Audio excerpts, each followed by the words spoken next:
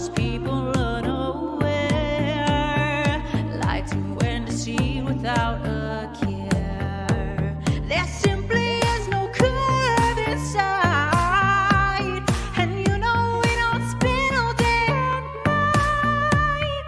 It seems they want our minds flooded with lies. If you want to bust the globe, I know these guys. Who you gonna call? Who you gonna call? Who you gonna call? Who you gonna call?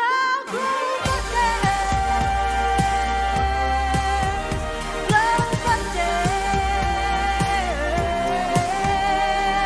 Who you gonna call when the horizon flattens out? Go ahead, call them up, see what that's about. We can go around in circles trying to find us out, but if you're looking for the truth, got to find it out. NASA can't go to space, so we hit the roof. Get it, hit the roof, and it all came to light with 200 proofs. Now I'm just really sick of people lying to me. So when I tell the truth, don't come crying to me. Pick up the phone, get on the line with me. Line with me. Who you gonna call? Who you gonna call? Who you gonna call?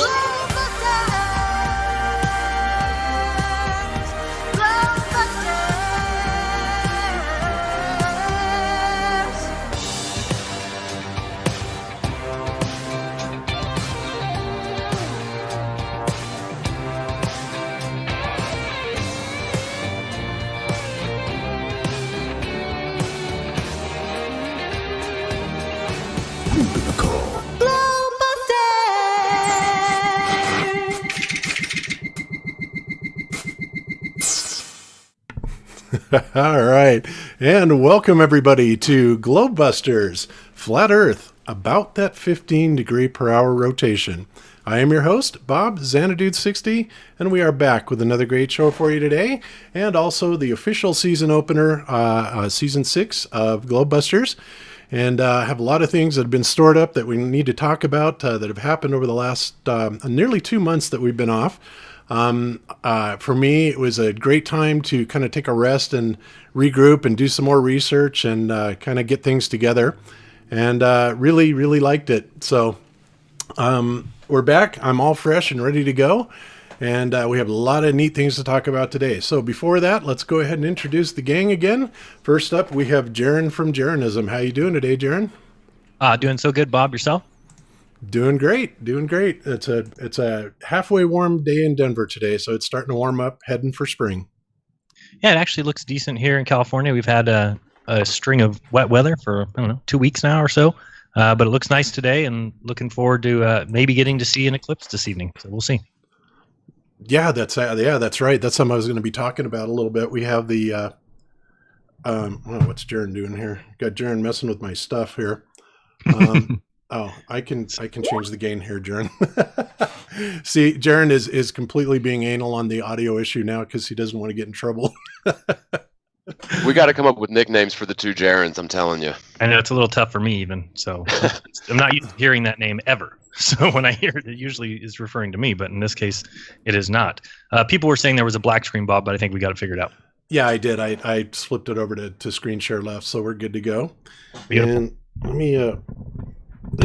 me back down my gain a little bit on this, and then I'll kick my microphone gain up here. Okay, cool. Sorry, guys. Still trying to get used to a new microphone. I recently just got a new microphone. It's a Blue Yeti, and I really like it. I bought it so that I could do some narration on some videos because it sounded a lot better than the Sennheiser microphone that was on my headset. So, and also I got lots of complaints about my audio being lower than John's or Iru's or Jeran's, especially John's, because John always has a hot audio, but hopefully I'm right back up with everybody, and yeah, that'll be cool. So next up, we have John the Morgile. How you doing today, John? I'm doing okay, man. How you doing, Bob? Doing good. Glad to be back, and I noticed that you put out a video this morning also. I didn't get a chance to watch it, though. I did. Yes, I did. It's a flat Earth video. It's about 30 minutes, so hopefully it's not too long. But yeah, hopefully you guys like it. And I know, man, people have been telling me I'm loud. my whole life. My first job was actually telemarketing, and being able to project your voice is a good thing in some senses if you're on the phone, but at the same time, everybody around you does not want to sit near you, so it does kind of hurt my feelings a little bit. No, I'm kidding. I got thick skin about the loudness thing, so yeah, I know. Only telling you for 3 years, so. Yeah, I know. Yeah, No, no kidding. great video. I did have a chance to watch John's video this morning. That's great. People should check that one out. And then I also watched this morning Phuket Word's Flat Earth response to 20 questions, which I thought was really good today too. So check that out. Nice. Yeah, I love Phuket Word stuff, man. They got good videos typically. Yeah, I like Nick a lot too. And he, of course, we did we did a response to that very same video. And one of the guys that was in that was a guy named, okay, go ahead and do that. Was a guy, his channel name is Godless Engineer, I think. And so anyway, I don't think he liked our debunk too much. And so what he did is, after seeing the movie Behind the Curve, he did a video about Jeran and my role in that particular movie. And as always, like a typical Glober, he had absolutely everything wrong in it. And we are going to address those issues.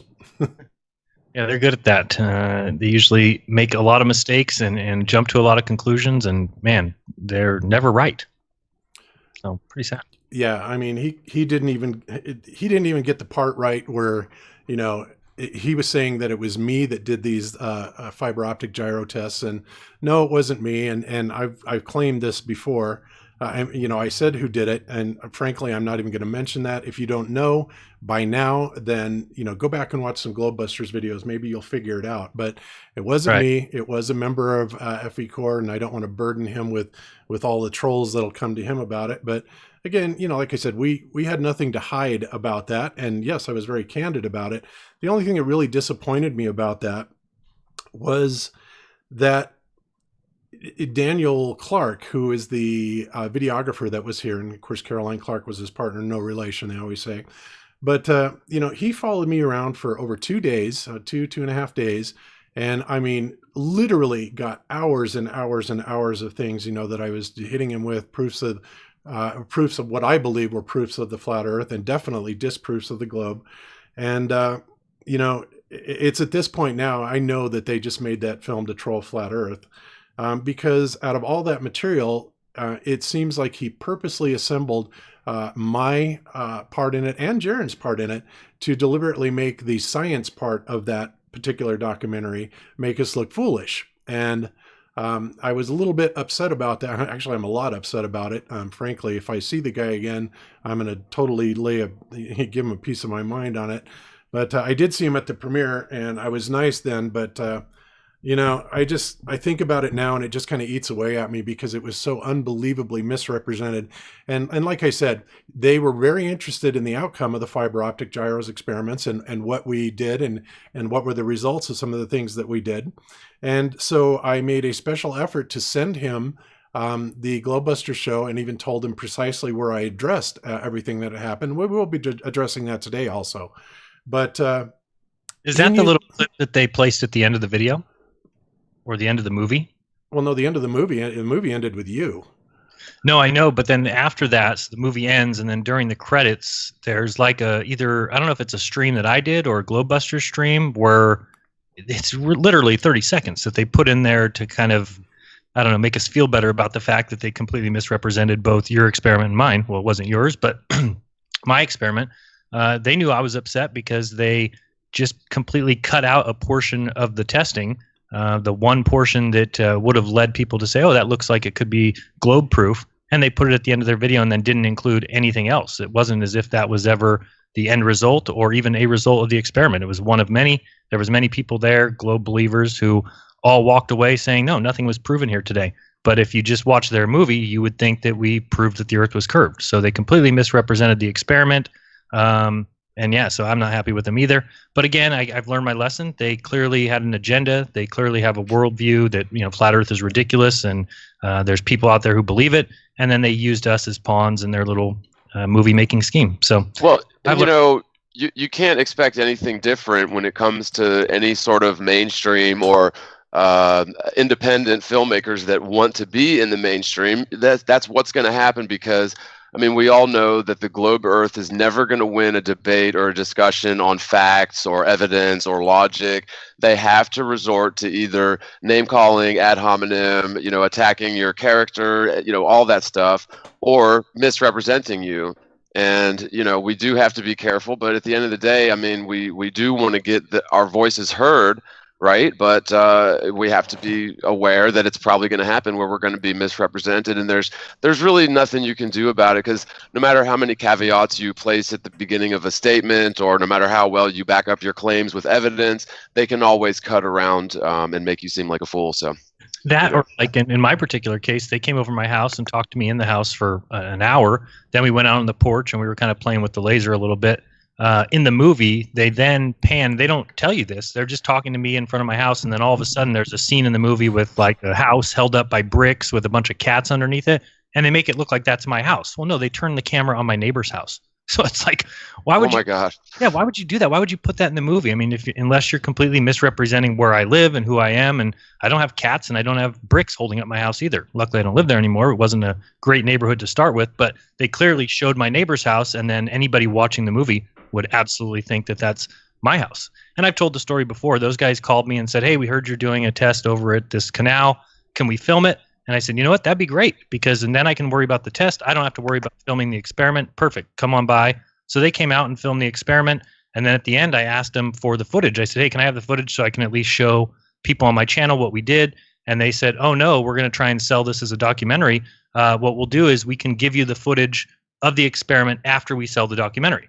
So I'm like, okay, that's fine. I can wait for that. So I had to wait over a year till they finally sell the documentary to Netflix and iTunes and everybody else. And then I asked them for that footage, and they said, oh, sorry, it was in the contracts that we can show none of the other footage, even the stuff that didn't make the movie. So I'm like, what? You guys told me you would give me that. Oh, sorry, we made a mistake. We lied, So I never got anybody any otherwise, because and here, let's be honest about it. If I did show the other footage, it would show that they completely misrepresented the experiment. Hey, Jeran, next time you have that sort of opportunity, call up an agent. Yeah, well, I've learned my lesson about complying with these guys who just want to make a documentary, make it silly about flat Earth, and make some money off of it, which is what these two Clarks, not related, did. Right, but like an agent could not only could they get you either some sort of a residual from it, but they could also potentially get to where you have some sort of a say at the finished product. So like, there are ways where you can avoid being misrepresented, although, would they have agreed to such terms? Maybe if they were serious about the documentary, but I think an agent would get you a better position, just saying. Yeah, no, it's a good idea. And I'm just not happy about it. And I learned my lesson and should have recognized it. First, they came across as people that were really legitimately looking into this and were interested in it and wanted to film the experiment. So the last thing I would ever expect is for them to take one little observation out of the middle of the experiment and then put it at the end of their movie as if that was the coup d'etat. So I don't know. To me, it's just they weren't very honest with their. I don't know. Bob will say the same thing, I'm sure. Is way as they brought themselves about, or the way that they came across, was not at all who they ended up being. But again, we learn our lesson, we move on. Yep. Absolutely. And guys, just to let you know, I see that Nightbot is timing people out that shouldn't be timed out, and I'm sorry. There's a couple keywords in there where I'm having Jeran work on it right now. So if you get timed out by Nightbot, please don't be upset at the mods. It isn't it. It's actually my fault for programming Nightbot. I'm trying to use that a little bit more and just kind of help out the mods. But I screwed up. So anyway, he's fixing that right now. So hopefully that won't be an issue here shortly. Anyway, so okay. And the other thing that I wanted to say also is yeah, guys, they are these techniques that they're using. Thank you, Jeran. These techniques that they're using, by smearing us in the media. You guys are probably aware of the new Nat Geo that came out again that was basically a rehash of what happened in California. But, they have their rebuttals are so weak and they will not rebut the issues directly. And so what they have resorted to, guys, is things like you'll see in the comments, and you'll see this all over the place. you'll see like on J. Tolan Media One's videos, the trolls will come in and say, "Oh, thanks for proving the globe Earth. This absolutely proves the globe Earth," which of course is the most ludicrous thing ever. They can't say why. They can't give any demonstrable evidence. They haven't done any research into, the atmosphere or refraction or anything like this, or the ones that they do have been so easily debunked by several people, including our guest today, and I'll be getting to him in here in just a minute. But as well as, J. Tolan Media himself, the work that FE Core has done, the work that Ranty has done. It just goes on and on and on, and of course, let's not forget Dr. John D., who is a PhD level spectroscopy major. I hope I said that right. That's always a weird word for me. But spectroscopy. Yeah, spectroscopy. There we go. That's a better way to do it. Anyway, so but they come in and they say everything is, "Oh, thanks for proving the globe Earth. Everything you've shown here is absolute proof. It is totally commensurate with the globe Earth model. Nothing could be further than the truth. It's absolutely ridiculous." But that's all they can say, in relation to doing that. Now, in addition to that, I want to make something. I want to make something known before something bad happens to us at this point. I want to make something very much known to the community that is going on, that this is the latest. I'm not sure if it's a glober or if it's a flat earther that's doing this, but we are investigating it. We're working with YouTube. We're going to get to the bottom of it. But there is somebody that is going through to the Flat Earth channels. Globebusters 2 has had it happen. Nathan Oakley has had it happen on every one of his channels. The FE Core live broadcast got shut down just not more than 20 minutes ago, right in the middle of midstream with a copyright claim. And this is what these people are doing. Okay, and it's saying that it's coming from MGTV Truth or MGTV Media or whatever. It may or may not be MGTV. I don't know. It could be somebody mimicking him. I don't know. I know that MGTV is no fan of FE Core, and I know also that he is no fan of Globebusters, but I would hope that he would not stoop to something that unbelievably low. But, like I said, we're getting to that, and we're trying to find out what's going on. But that's pretty rare, though, isn't it? Like, whenever I get copyright claims, they usually just try to monetize my video.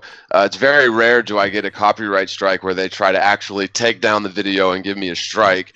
And it makes you wonder, why does YouTube even keep that feature? Because basically it allows anybody, any troll, to take down your video or your stream just by claiming that they own the copyright. Right. And that's crazy. exactly what's happening, John. And how they're able to do this, I don't know, but it's just unbelievable that anybody could get that low and actually do stuff like this.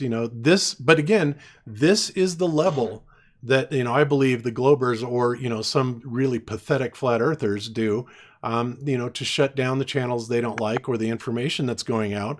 And, for all I know, it could happen to us today. Like I said, it happened right in the middle of the FE Core live broadcast just not 20 minutes ago, or a half hour ago, whatever. It's really, really pathetic. But this is the level that the ballers have gotten to, is striking channels, bogus copyright strikes. Globebusters 2, the 24/7 live feed got taken down by a bogus strike from some music company and MGTV Music or whatever. It's absolutely absurd, and it's sickening. But this is what we're dealing with, because what we are dealing with here, people, is a topic that is so hot that the powers that be absolutely cannot let this grow any more than it has. And one of the things that I was amazed about was I was watching the video. In fact, it was the video that came out by Nat Geo TV just 3 or 4 days ago.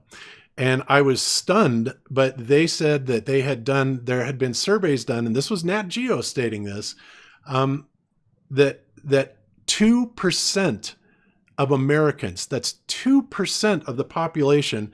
And mind you, the population of America, the estimated population of America right now, as of January 2019, is about 333 million people. And so 2% of that, get this kind of cracked me up, is 2% of that is 6,660,000 people that believe Of course it is.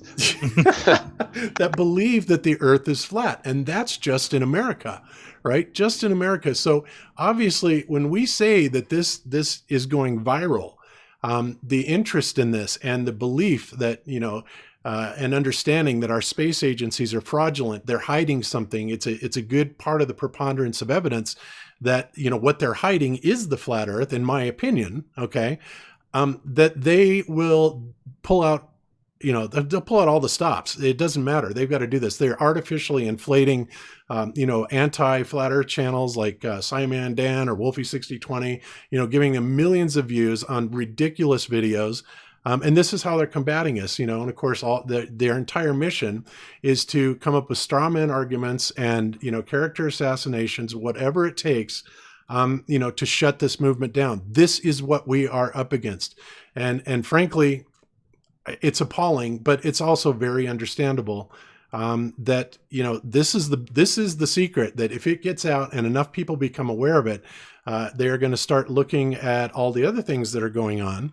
And really start understanding that the governments are not in control of this world. It's the people behind the governments, and some of the other stuff that's going on, behind that's actually starting at this point, is alarming. And we're going to be talking about that today.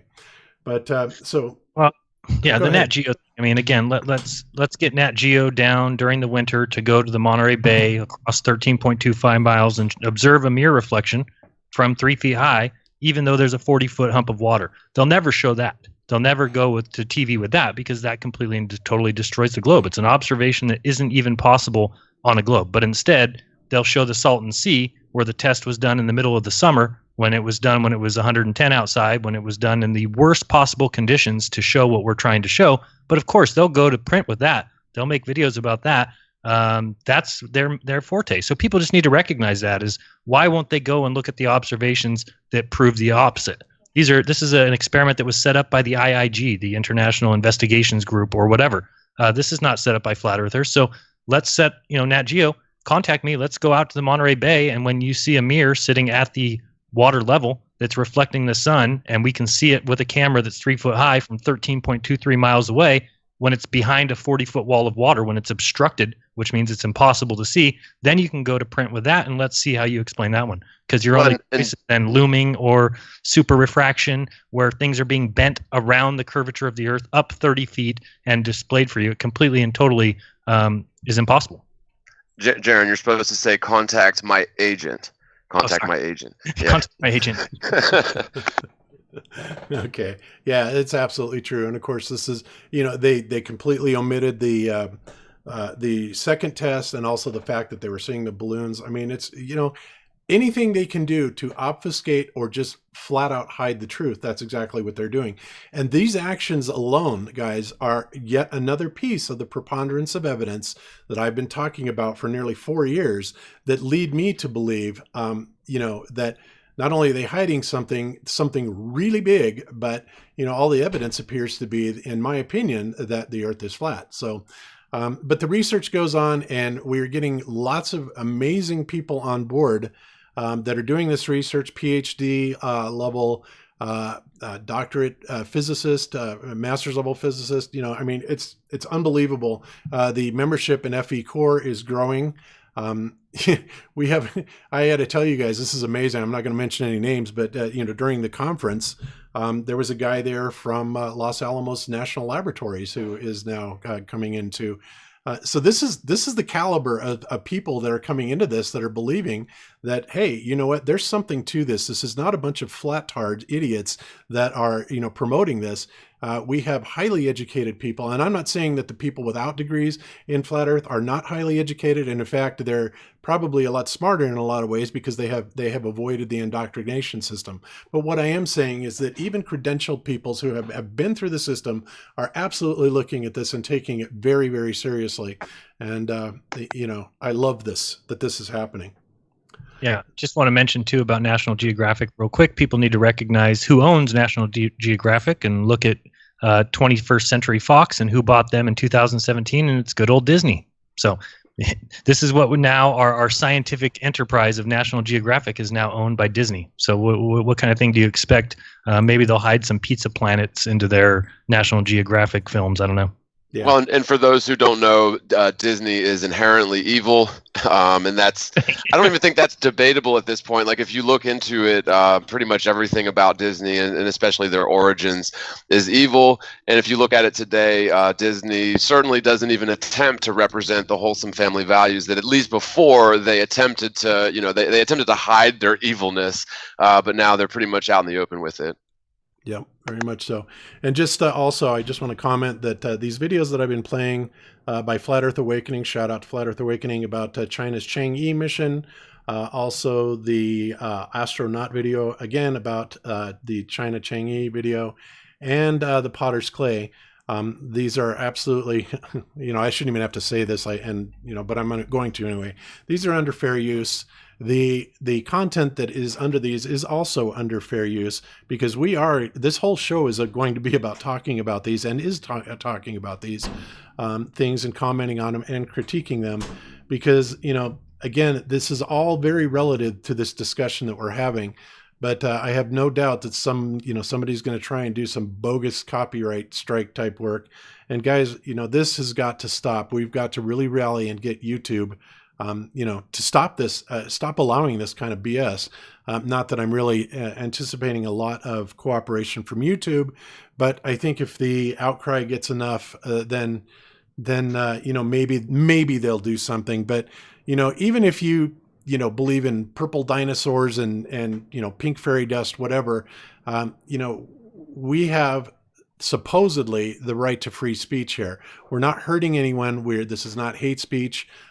We have the right to voice our opinion, and to be shut down in the way that we are is nothing but cowardice. So, maybe because, if 1 or 2 or 10 people complains to YouTube about something, probably nothing's going to happen. But if 1,000 or 2,000 people send in an email to YouTube with the same subject heading, complaining about the same thing, maybe they'll look at it.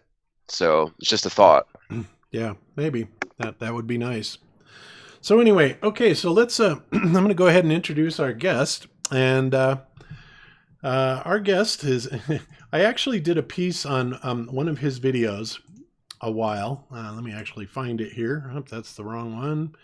About 9 months ago, roughly.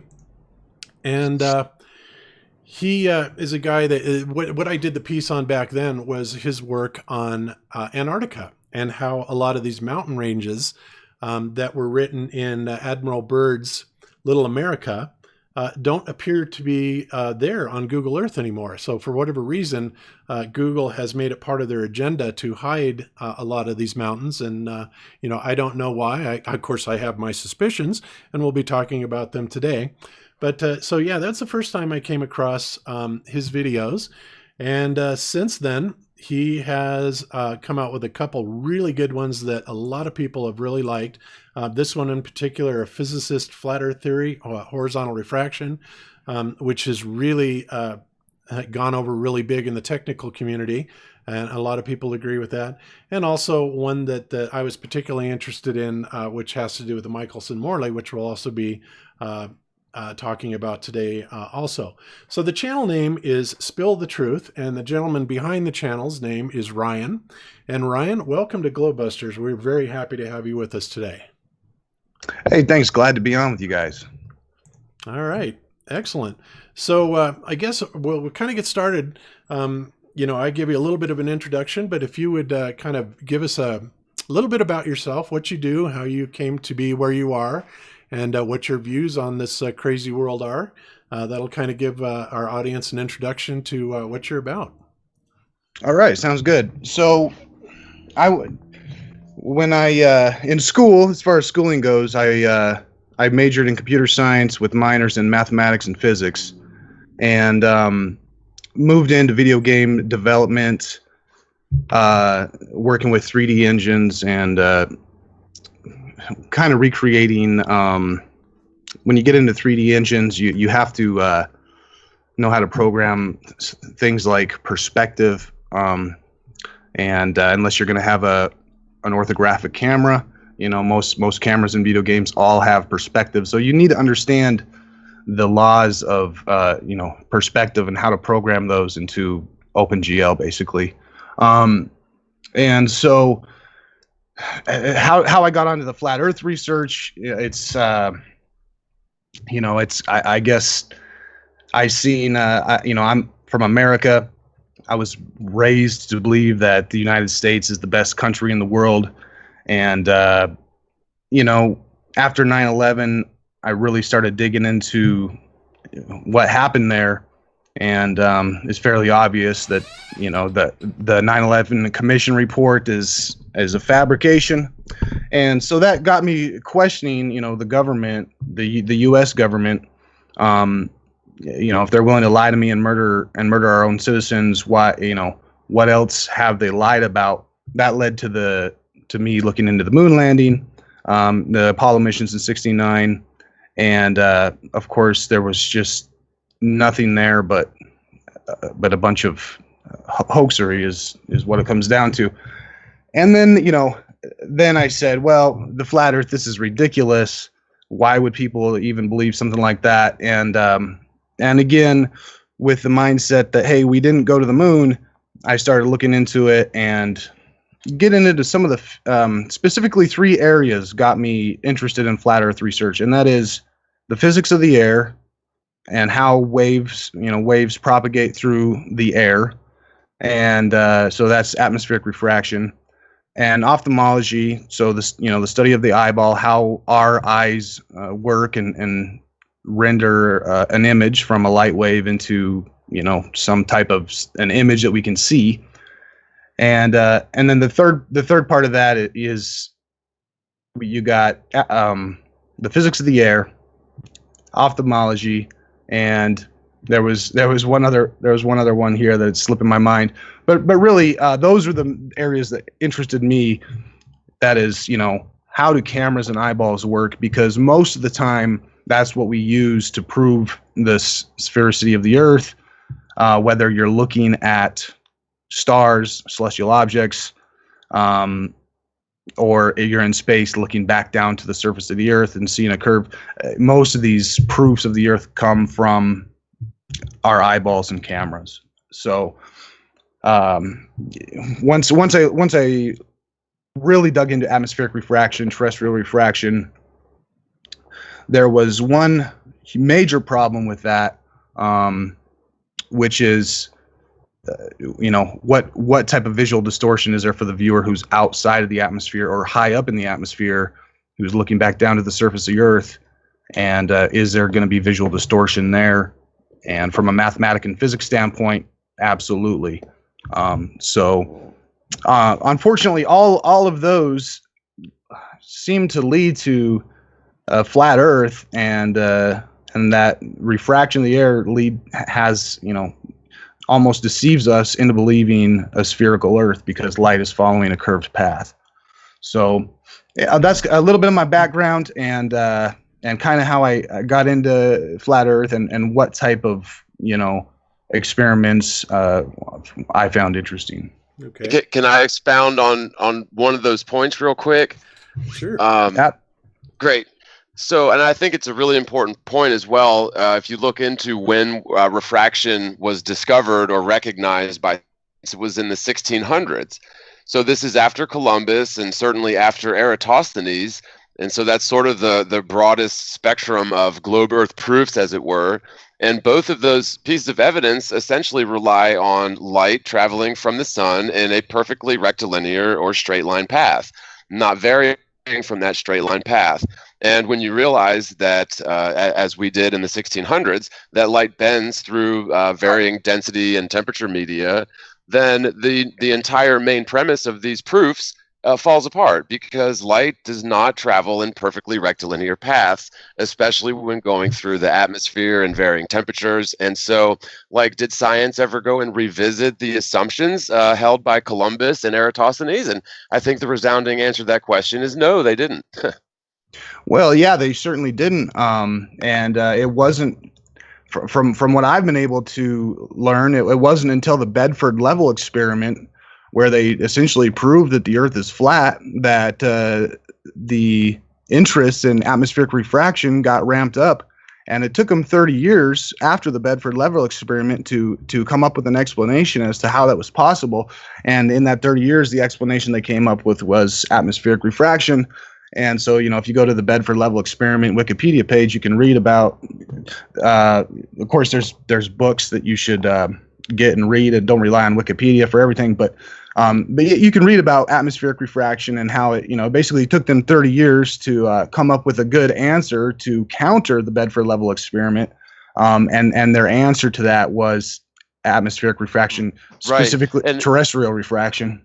What's so funny about that to me is when Robotham, because I've read Zetetic, I actually put it up as an audiobook on my channel too, but when he was describing the mathematics that he used to get the 8 inches per mile squared equation, he mentioned right in that explanation that refraction was considered, but it was such a minuscule part of the equation, and it was a variable that he didn't even include it. And I would argue further than that refraction, when traveling parallel to a density gradient as the atmosphere is, it's going to tend towards the higher density gradient. So in our case, that would be light is going to tend down towards the ground.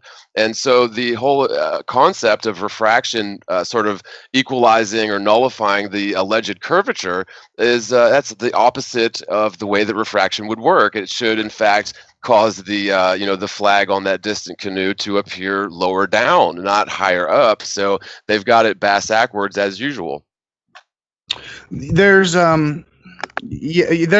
is a way you could bend the light, and if you bend it down, and you have a spherical Earth, then what you see would be at a higher elevation. But it's just it almost is the core, in my opinion, of the flat Earth debate. It almost gets down to atmospheric refraction, and the sphere earther will basically claim that light does not bend. I've had numerous college graduates, physicists, flat out tell me that light travels in a straight line in our atmosphere, and it's impossible for the laws of geometrical optics. Our atmosphere is it's not homogeneous. That means that the refractive index of it is changing at any given elevation, at even time of day.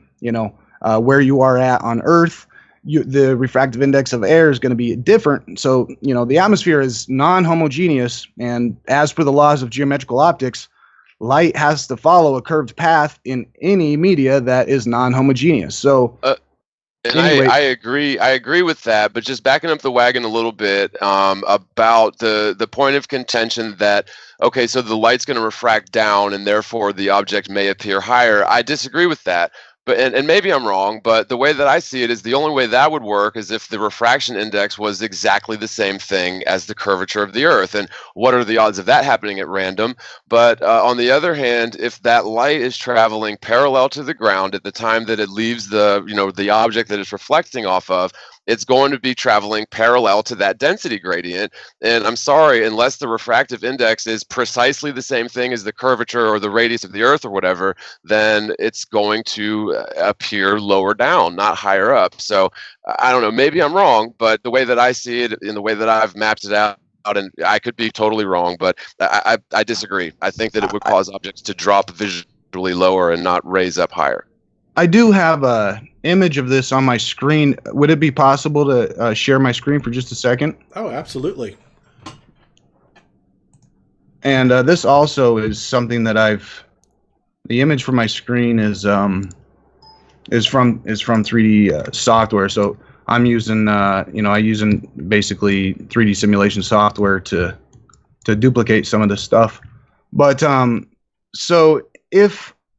so on my screen here, let me pull up this image. We're not seeing your screen share yet.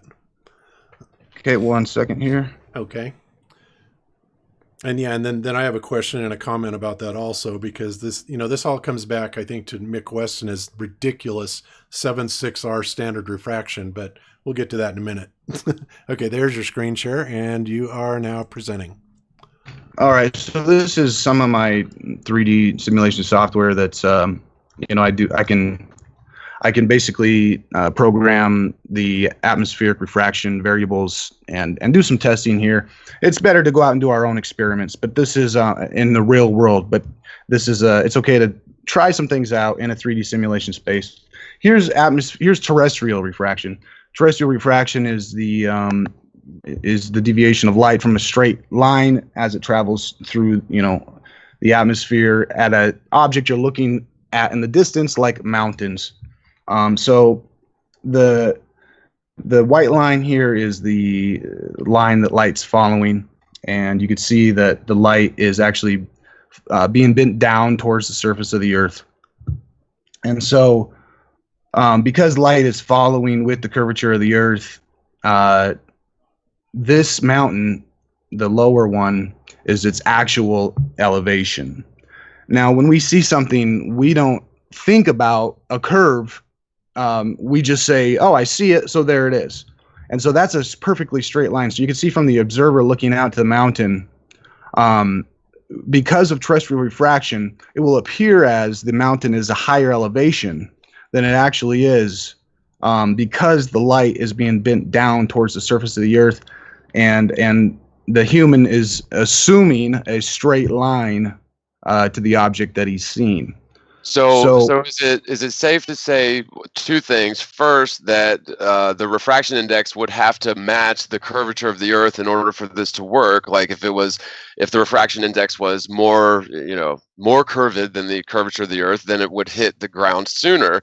And if the refraction index was less of a larger radius in the curvature of the Earth, then it would go off into space, or it wouldn't hit their eye. I don't understand that. I don't really know what you mean by that. So if it's bending and it hits the ground before it hits the observer, what would the observer see? The observer wouldn't see the mountain then because the elevation ended early? Okay. Yeah, because the light has to enter your eye. And then the second part of that question is, so the apparent elevation angle of this mountain is not going to be anything except for the angle to which the light enters your iris. Right? Because it's just that angle. It doesn't have anything to do with the actual position. Is that right? Correct. And the traditionally the radius of curvature of light's path traveling horizontal to Earth's surface is about 5 to 6 times the size of the radius of Earth. That's I haven't gone out and proven that myself. That's from the experiments of Bigot, Nargo, and Thomson, Rayleigh, some of the fathers of atmospheric refraction. But I can see that their experiments are pretty accurate, and so the light's curvature is about 5 times to 6 times, depending on how hot it is and stuff like that, the radius of the Earth. So hypothetically, right now, if you were to take a flat Earth with a I also want to mention one thing. All atmospheric refraction, and am I still screen sharing here? Yes, you are. Let me pull up some of the math for astronomical refraction, for example. And this is what you need to do to compute astronomical refraction. Astronomical refraction is when you're looking at a celestial object, and light's bending from a star to your eye, so you have to undo that bending to know its actual position. And the point is that in astronomical refraction as well as terrestrial refraction, I'm going to go to my terrestrial refraction. Basically, wouldn't you have to know what each of the temperature and consistency of each layer of atmosphere was all the way up to the past the stratosphere, hypothetically?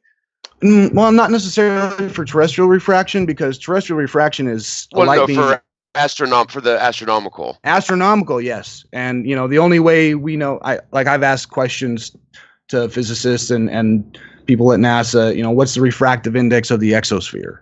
Because there's not, we don't have access to much data like that. And again, we have to rely on NASA. But one thing here is, in regards to terrestrial refraction, we were talking terrestrial refraction, and is this when we look out and see a mountain, it's supposed to be actually it's lower than it looks like it is.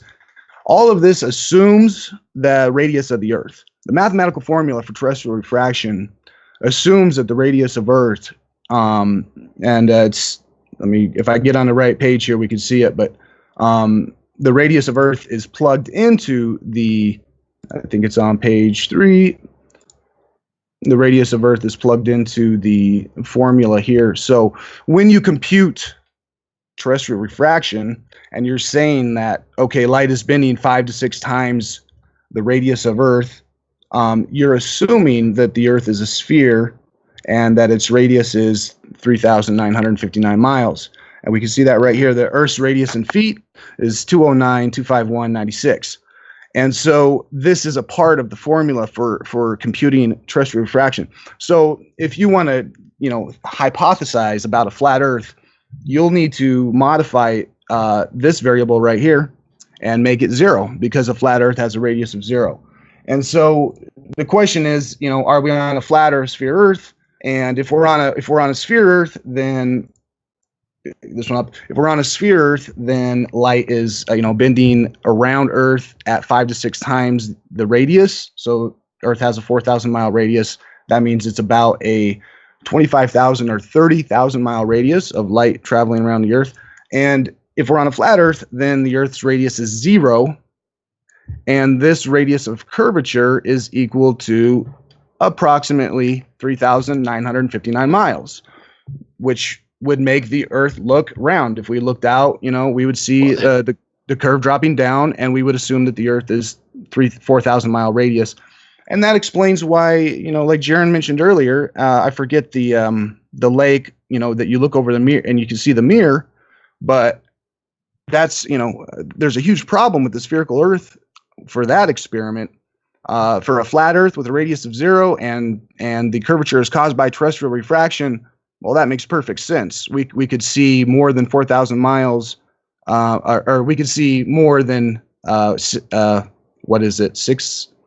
If you're 6 feet high, you should be able to see about 3 miles. About 3 miles. 3 miles, right? So that explains why we can see more than 3 miles, is because under those atmospheric conditions, light was not bending at a radius of 3959. It was bending at a greater radius of something like 8,000 miles. What's really interesting too is a friend of mine, Brian, is a retired civil engineer, did a really extensive triangulation on the sun using sort of Eratosthenes' method from lots of different locations, using like sunandmoon.net or whatever. And what he found with his triangulations, not considering any sort of refraction, was that the flat Earth distance of the sun was basically identical to the alleged radius of the spherical Earth. And when you couple that with one of Dr. Zach's findings, he did a whole video where he basically set up a flat Earth Eratosthenes experiment on a table with a light overhead of the table and the light shining through a convex lens. And what he got for the radius of the so-called spherical table was exactly the radius of the convex lens. So it seems like there's some sort of a relationship between the radius of curvature or the distance to the sun or the refraction index. And maybe with this sort of information, putting it all together, we'll be able to get better answers in terms of the size and distance to the sun, because with refraction, I just don't think we can triangulate on the sun, because we know that light does not travel in perfectly straight line paths. So Yeah, that's right. And here I'm also duplicating Eratosthenes' experiments, using the 3D simulation software. You can see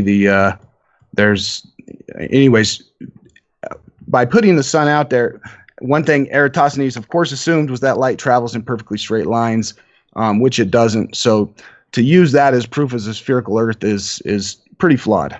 Yeah. Ryan, if you could bring back that first graphic, the very first graphic that you had up, I want to ask you a question. Yeah, that one right there. So I want to ask you a question about this, and I actually made a point about this on Globebusters, several months ago, but the way I'm seeing it, I'm sure you've heard of Mick West and his 7.6R and all that. And of course, all of this assumes that there is an R value, which has never been proven or demonstrated, measured, seen, anything like that. But let's just, for the sake of it, say, okay, let's say it's true. All right. We're on a globe. And if I was to take you've right now, you've got this person and you've got the sight line as a purple line going out from this guy's eyes, and it's a straight line, and it's going, and as you can see, the globe Earth is falling away from that straight sight line, right? Okay, so in order to make an assumption of 76R, or and ultimately the logical conclusion by Mick West and his Ball Earth cronies is that if you could see through all the atmosphere, you would eventually be able to see all the way around and see the back of your head. This is actually an assertion that's been made. Now, my contention and my problem with this is, whoops, you brought up the formula. You go back to that really quick, that graphic. Yeah, sure, but I worked that out mathematically here to determine the temperature gradient, so that what you're saying is there would be no region on Earth where there's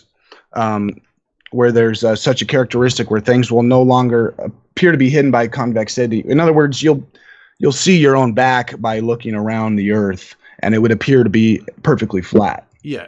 Well, yeah, so they say. But here again, here's the problem. So if we took a laser and instead of the guy's eye line, we took a laser and say that purple line is a laser beam, okay?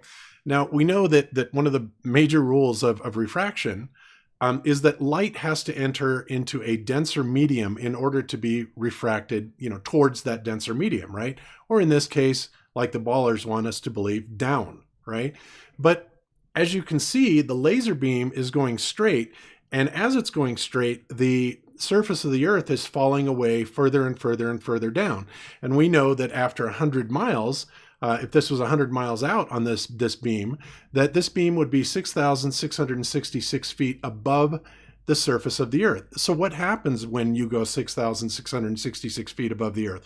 What happens is the atmosphere and the air density gets thinner, right? So how could it possibly ever refract down? How could it possibly, keep refracting down when in fact the medium that the light is going into is getting less and less dense? Right? That to me is a huge issue. And in a ball Earth, it literally tears their own argument apart. Do you understand what I'm saying here? Yeah, Yeah. it should be like refracting upward once it hits the atmosphere at that angle. But this whole argument about seeing the backside of your head, you got to remember, if you were standing a football field away from yourself in this example, you'd be about a half a degree tall in your field of view. If you were to go 10 football fields away, you'd basically be the size of a gnat's ass, excuse the French. When you get to 25,000 miles away, I'm sorry, you'd never see the back of your own head because you'd be microscopic. Right. We have to remember that things get smaller in the distance. Yeah. I mean, you wouldn't be able to see Everest from, over, I don't know, in my mind, a few hundred miles at the most. Well, then how do we see stars and planets that are light years and light years and light years away? Wouldn't they have already disappeared into something that we can't see because they're too far away? But I mean, you're right. Due to the laws of perspective, it would be very hard to see your own back. But theoretically, if the temperature gradient was right and the size of the planet was right, you set up a telescope, you may be able to see your own back. Of course, that's never been done. Well, and it never will be done. But yeah, John just said, I mean, you'd be way too small in a matter of a few miles. Well, then again, a Nikon P900 or whatever, they can see Jupiter and zoom in on Jupiter, which is 360 million miles away. So who knows? Right. And the other thing to remember is, what's the radius of the planet that you're on? If you're on a planet that has a radius of 20 miles, and light was traveling around that planet, your back shouldn't be too far away to see. It's always going to be theoretical, right? We're never going to see our own back on Earth, and we're not going to go to Saturn and see our own back. So it's always going to be a theoretical conjecture. But so in that theory, if the radius of a planet was small enough, 20 miles, you could probably see your own back.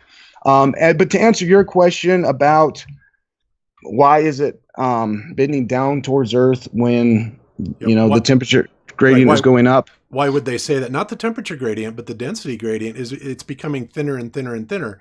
And so, I mean, it's not going to bend it up because light doesn't bend, at least not as far as I know, when it goes into a less dense medium. It's the more dense medium that is required to cause it to bend down. And by the way, the only planet I am aware of that has a 20-mile radius would be planet Soundly.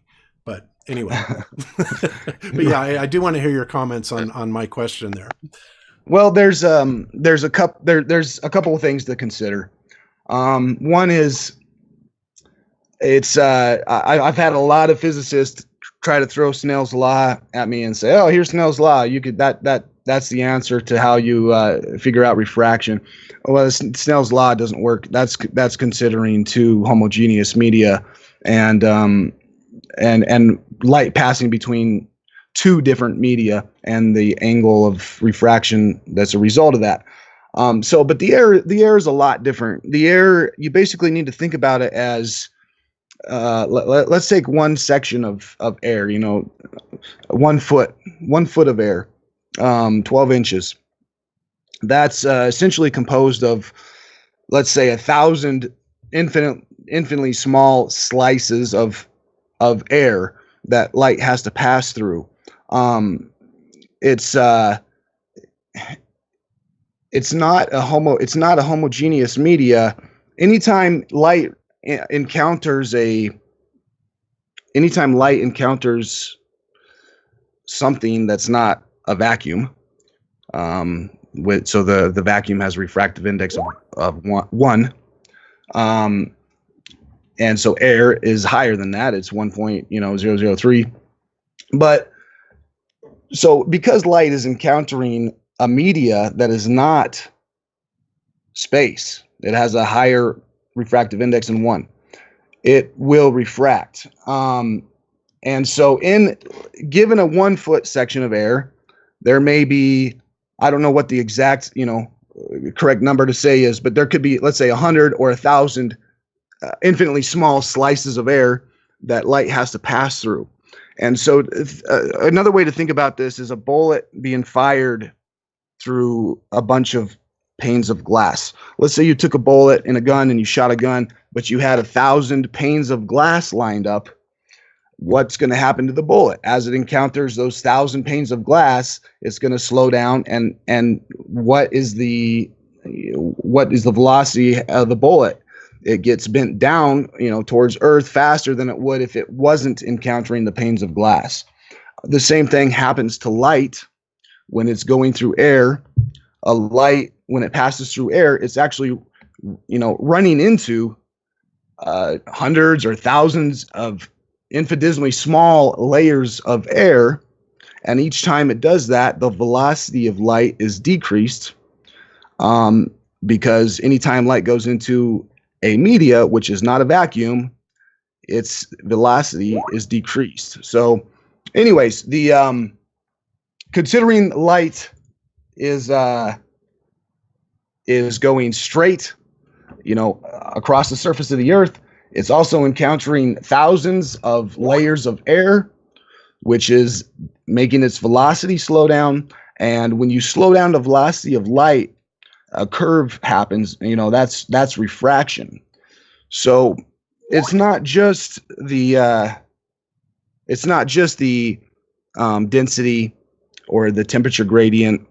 You also need to consider that when light encounters a media which is not a vacuum, its velocity is decreased, and that would attribute to the downwards curve that supposedly has light curving around the Earth. Right, because of the leading edge is actually kind of diverts it, like a prism, sort of, right? It's exactly like a prism, yes. And in fact, if you look through a prism, a triangular prism, and you put it lengthwise to your eyes and you look through it at a flat shape, you'll see the same exact curve as the curvature of Earth as you see from space. Yes, very, very true. Interesting. I'm getting messages from some of the guys in FE Core that say, Bob, less dense, colder, and less humid air is optically more dense. That is why light curves upwards. Optically more dense equals higher refractive index. Optical density is not the same as normal density. And yeah, that makes sense to me. So, And if you get into string theory, then there's, refractive index may be nothing more than electron density. So, there's to even say we know definitively how to determine the refractive index of a media, maybe not. Okay. Interesting. All right. So, all right. Do you still have anything to share on the screen, or? No, we can. Let me stop that. No worries. All right. This is a great discussion. I'm loving this. This whole refractive and optical property thing is obviously something that I have never really studied that much, and that's why I really appreciate work like yours and Dr. John D's work, because I've really learned a lot about this, and it seems to me that everything that I have been learning so far seems to support this position about light and how it's behaving. It seems to support more that it's behaving this way on a flat plane than a globe Earth on virtually everything that I've seen. So that's correct. And earlier you brought up a channel, an Australian guy channel who likes to disprove flat Earth. I think Wolfie or something. And the funny thing is about all these YouTube videos I've seen, none of them bring in atmospheric refraction. They all assume, they all have to draw straight lines between the Earth and the sun to prove the spherical model. And then when you bring it up to them, you say, hey, why didn't you add in, light's curvature? Why didn't you add in atmospheric refraction? They just say, oh, well, it's so small, you just don't have to worry about it. But anyways, it is interesting that all the sphere Earth proofs pretty much have to ignore atmospheric refraction, unless it comes to the Bedford level experiment. Well, then they have to rely on atmospheric refraction.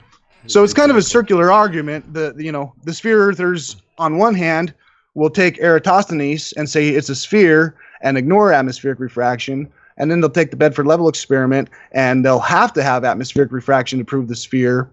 And then the flat earthers can kind of do the same thing. We can say, well, what if light is following a radius of curvature of 4,000 miles? Then Earth appears flat.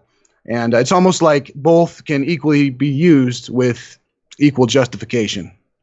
Right. Yeah. There's a lot of arguments I find that can go either way, sort of. But on the other hand, there are tons and tons of arguments that are exclusive to flat Earth, and all of the arguments for the globe are just can sort of go either way. Like, I haven't found anything that is exclusive and definitely proves a globe. Yeah. Right. I haven't either. There's I found some really good stuff that definitely points to a globe.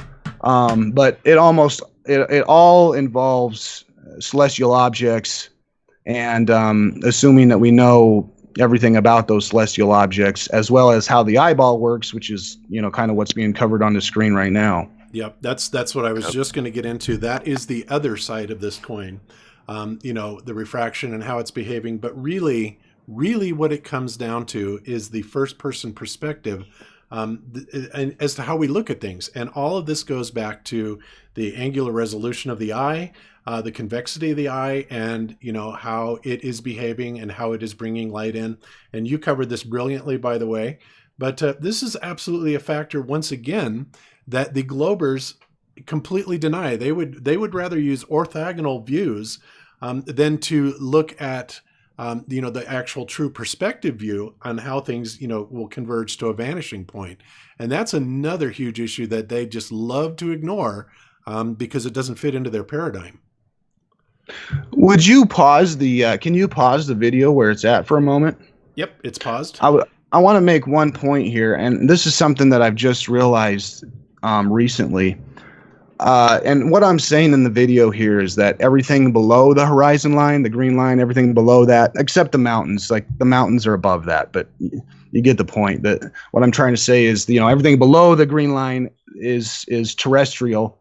That's visible to our eyes, and everything above the horizon line, which is the moon, the sun, and the planets, they all are circles, and they're also essentially too far away to see. We talked about that just a little bit ago. You know, if it's so far away you can't see it anymore, it turns into a dot on the vanishing point. So it's interesting that everything below the horizon line is following the laws of perspective, and everything above the horizon line doesn't seem to. That's something I realized from you know, and this isn't the best example, but I'm going to throw it out there anyways. In all computer game and 3D simulation engines, you know, they all have to render perspective. So you draw, you know, you create your world out of triangles, and you put them out there, and normally the camera is going to render in an orthographic view unless you program in the laws of perspective, which of course is very important. So when you program the laws of perspective into a 3D simulation or a video game, everything has to disappear into that, you know, into that vanishing point, and so you see the perspective. And then the interesting thing is how the sky works, because when you program a 3D engine, the sky is always an illusion. It does not follow the laws of perspective that you had to program for the, you know, the level objects, the stuff that's in the game. It all gets shrunken into a vanishing point. And then the code that you have to write for the sky and the visual perspective for the sky is basically an orthographic view. And so anyways, it's interesting that from all of our 3D simulations and all computer games, we essentially can't, in order to render a sky, it has to be programmed with different laws than the laws of visual perspective. Yeah, no, that's a really good point. And, you know, I think that we're sort of convinced, or as Globers, we're convinced of the celestial sphere. That's one of the biggest arguments that I've come across for the globe is, well, we have space all around us. And, you know, you've got stars that, you know, at times appear to be very close to the horizon. But you're right, they don't really, if they are following the laws of perspective, they're following sort of a different matrix of perspective than stuff that's on the ground. That's and true. so you do sort of get the optical illusion of a terrestrial, or I'm sorry, a celestial semisphere. But at the same time, that really is just an illusion, and I think that astronomical refraction plays a big role in the apparent position of the stars and the sun and such.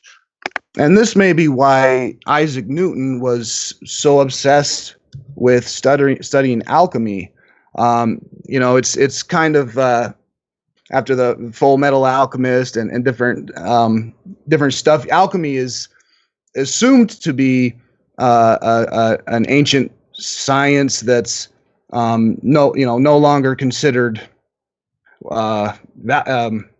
true or valuable or any of that, and it's essentially to transmute metals, you know, from something into gold. But when you really look into alchemy, it's in it, to go further in its past, you'll learn that it's the science of things that are unseen, and or studying you know, the science of things that are unseen.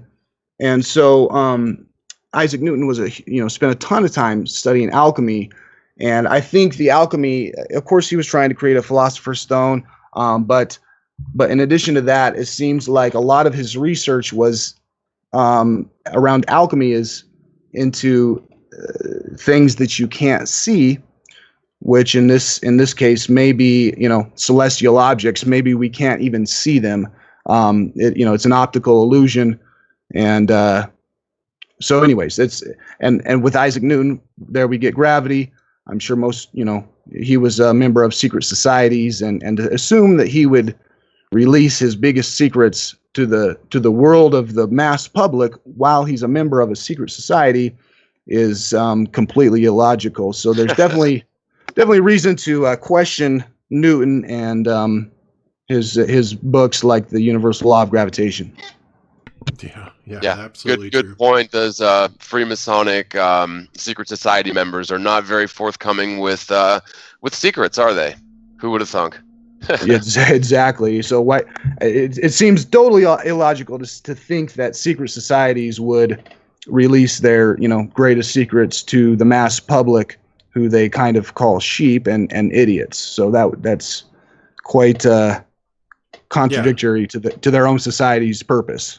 Yeah, that's why there's absolutely two different, types of education: the elites education, and then the regular people, the cattle or sheep education, where we don't get the whole picture, and in fact, I think are purposely obfuscated in a lot of ways, so that we're literally looking at things the wrong way. And of course, we that's one of the things we talk about a lot, on Globebusters is how the typical indoctrinated person that's been through university is taught a specific way of thinking, how to think, how to solve problems, how to approach the problem, how to analyze it. And it's all very much in a nice, neat little box, right? And that really does a huge disservice, I think, to a lot of people. So, yeah. So anyway, getting back to the specifications of the eye and how the eye works and how it is bringing our, worldview to us. We have often talked several times, and Jeran actually, I think, was the one that coined this term possibly, but we've talked about something that we call a personal atmospheric dome. Okay. And I don't know if you're familiar with that, but basically it is kind of, the idea behind it is that each person has their own field of view. Obviously, we have a limited distance that we can see, and that is set forth by the specifications of the eye itself. So basically, when we look around us, we have this basically sphere of view where perspective takes over, and that's why things going over the top of us will appear to rise, and as they go away, they fall. They fall lower to the horizon, and stuff like that. So that's one of the things I was just curious if you had heard about that, and then. Yeah, I've seen Jeran's video on that, and I really like that video, and yeah, that's it definitely it follows the laws of perspective, and definitely everybody sees a dome around them, and which is illusory. It's it's not real. It's caused by the eyeball's perspective, and so that obviously. That dome that you're in, if you have half a dome, the other half is makes it a sphere. So that makes common sense almost tell us that the Earth is spherical. And there's that's why I think to the early person, the caveman, you might think the Earth's flat. If you get a basic education and you can do some very simple trigonometry or just a basic math, then the Earth's common sense tells you it's a sphere.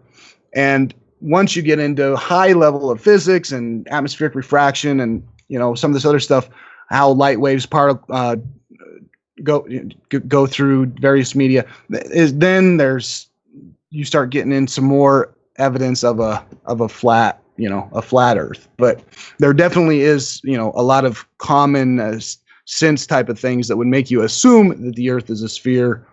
And I think the dome, that personal dome, definitely falls in line with that. Yeah. Well, and the reason I say that is because I'm sure, if you've been investigating this for a while, you've probably come across the argument of, well, how does an equatorial mount telescope work, right?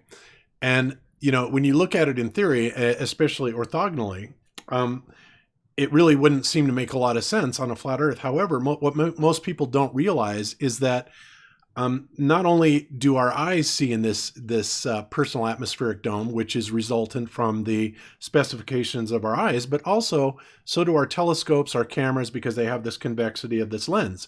So, my response to that whole thing of how a telescope, an EQ mount telescope, can work on a flat Earth is quite simple. When you look at how the eye perceives the star field going above us, and in the flat Earth model, the star field is actually going around us. The Earth is stationary, the star field is going around us. And when we see that, the further we are from the North Pole, then that's going to start taking more of an angled orbit around us, right? And again, this is brought on entirely by our perspective and the specifications of our eye, and also convexity of our cameras and telescopes. Well, if we're seeing that with our eye and we're tracing it, then it it only stands to reason then at that point that if we calibrate our equatorial mount telescopes to the North Star and we track an object, a star as it goes around, it's absolutely going to stay on that very same axis, right? So Yep. I was just wondering what your thoughts on that were. Well, and it also seems like it falls into the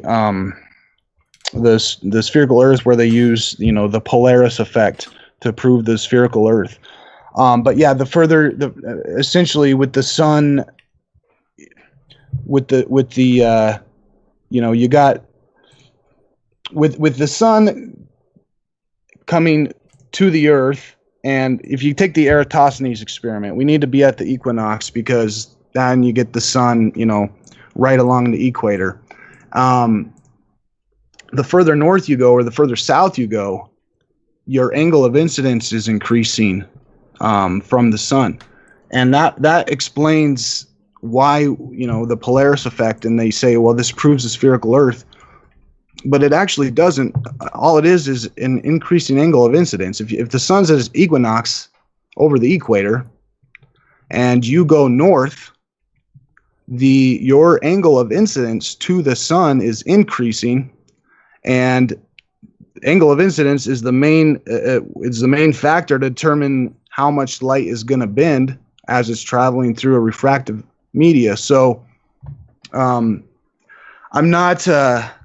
can't answer your question about the equatorial mount telescope. That's something I probably should dig into a little bit more and give you a specific answer. But as far as it sounds like, it's basically the same argument as Polaris, which is nothing more than angle of incidence between you and the sun.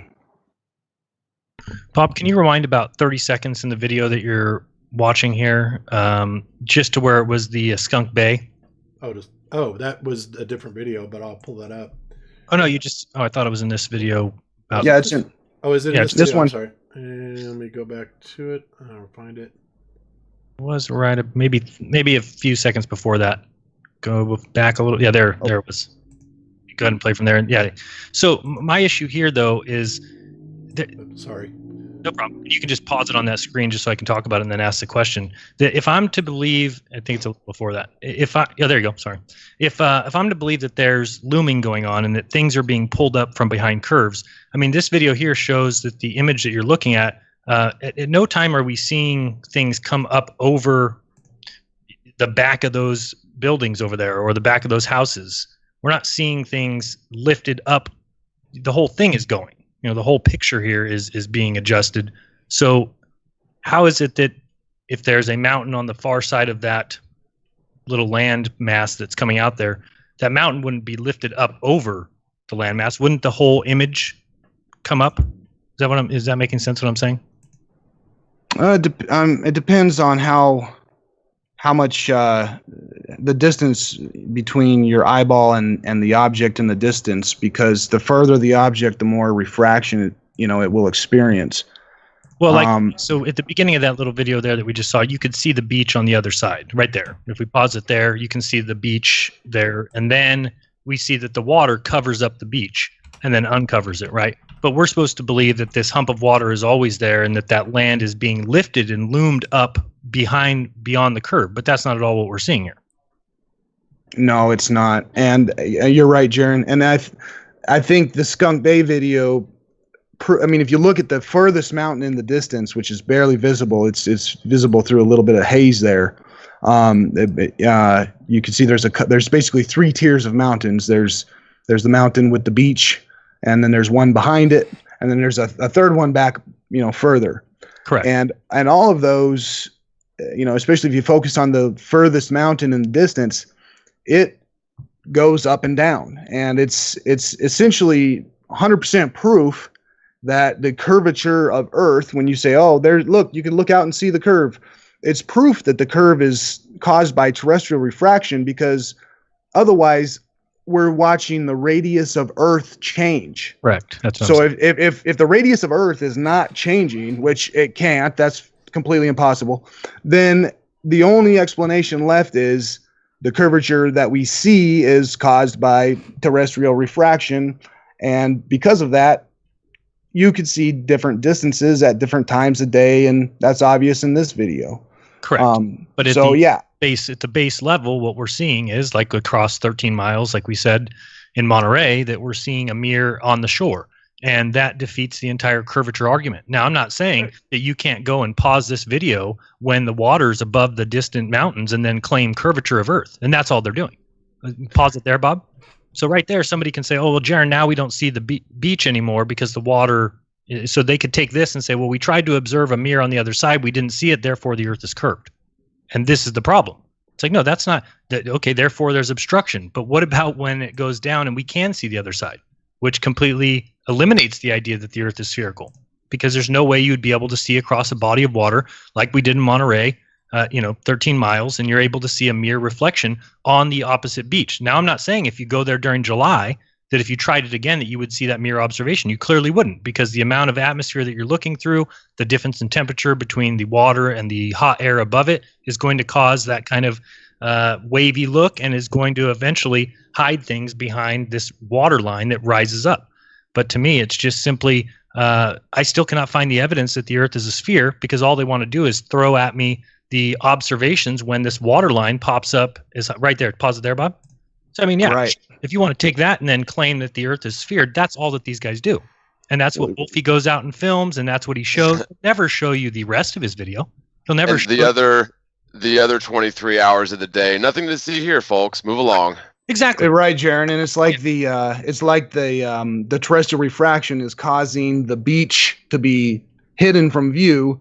Well, if that's the case, then why isn't the mountains behind it disappeared behind the curvature of the Earth?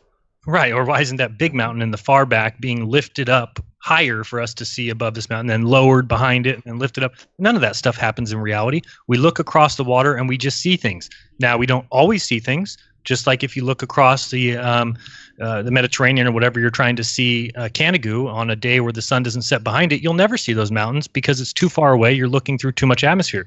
You described perfectly what I've said from day one, that every inch of air in front of you acts as a pane of glass. And if you put 10 panes of glass in front of you or 20 panes of glass, it's not going to affect your sight at all. But if you keep adding those up and it becomes 20, 50, 100, 2,000 panes of glass, eventually everything will start to curve away from you because the light that's traveling is hitting each pane of glass and diving down, right, towards the Earth. So correct. You described that perfectly, and that's what I've always said. When we're looking across long distance like Canigou or something, you're looking through so much freaking air that by that time any light has hit enough panes of glass that it's dived into the Earth. But when you're looking at Canigou with the sun setting behind it, twice a year where that happens, all of a sudden you're able to see that silhouette of the mountain, which then just completely destroys the globe argument, because the globe argument is you can't see it every other time because it's behind the curve of the Earth. But now we see that when the sun sets, you can see it. And they want us to believe that the sunlight is hitting that mountain, which is then lifting it up and displaying it for us perfectly at the horizon line. It's ridiculous. How many horizon lines are there then? Because there's one at the beach, there's one at the second mountain, there's one at the third mountain.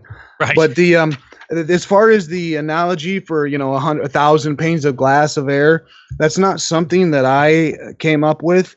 That comes from a book called Physics of the Air by W.J. Humphreys. Thank you. And he is not a flat earther at all. He's a professor at a university. Not with us anymore, but the Physics of the Air book that I have is from 1964, and the infinitesimal layers of air as panes of glass in front of you. That's something that I got from the book Physics of the Air. So just FYI, if you want to say air doesn't behave like that. That's not a flat Earth theory. This is something from established physicists and scientists who believe in the sphere. Well, and we've all seen the laser through sugar water experiment, where you can demonstrate in a lab that if you fire a laser beam through a density gradient, it will in fact bend the laser beam clearly. So I don't even think that's even up for debate anymore. Yeah, I've bent laser beams in my own house. It's and so to say it's impossible is just crazy. But do you believe it is the bending how do I want to say this?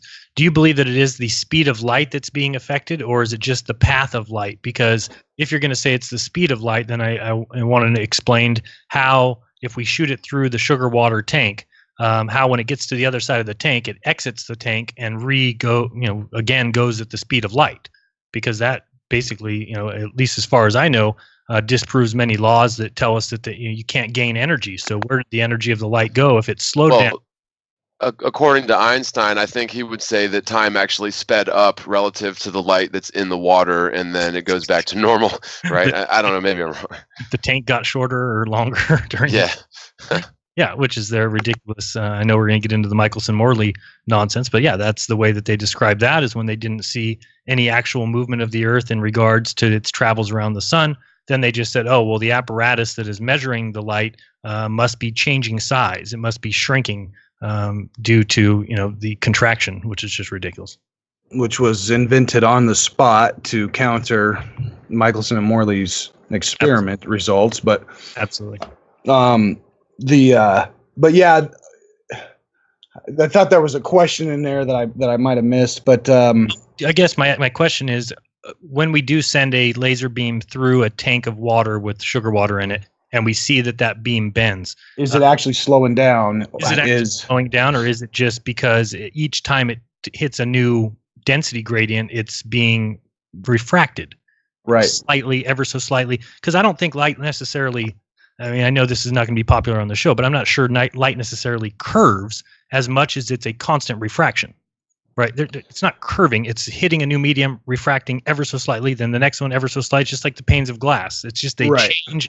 So you can call that curve. It is curve, but I'm saying it's really just, I don't know if it's the speed changing as they tell. Right, like how would it reaccelerate after it pops out the other side? Like that doesn't make any sense. There's no sort of force pushing on it to make it reaccelerate to the speed of light. No, so it might just it's refracting. It's refracting in the medium, which causes it. I guess you could say the speed to change, but then it comes out the other side and reaccelerates to the speed of light if we were in a vacuum. And there are some experiments that have been done. It seems like it was Michelson or Einstein. Maybe I'm wrong on that, but I'm pretty sure that either Michelson or Einstein did an experiment where they were able to completely, or it could have been after them, but they've done experiments where they've been able to completely stop light. Now I haven't done that. That's something that I would need to go test and prove for myself. But if that's possible, which I have, read about experiments where they were able to stop light. They sent it through, enough refractive media, dense enough refractive media that eventually it came to a stop. But again, that's not something that I've done, and so that if it's possible, and if those experiments were real, then that I guess would prove that the velocity is changing if you're able to stop the light as they claim they did. Yeah, that's a pretty bold claim. I mean, because when I first heard that, it's like, well, when they're doing that, are they actually stopping it, or are they just attenuating it to a point where it's not detectable anymore? I don't know, but that seems like a major bold claim. But I had heard that before also. Find it very suspect. How would you measure that? Like, I don't think you could see light that has stopped. And what sort of instrumentation is going to pick up light that is not traveling towards the instrumentation, huh?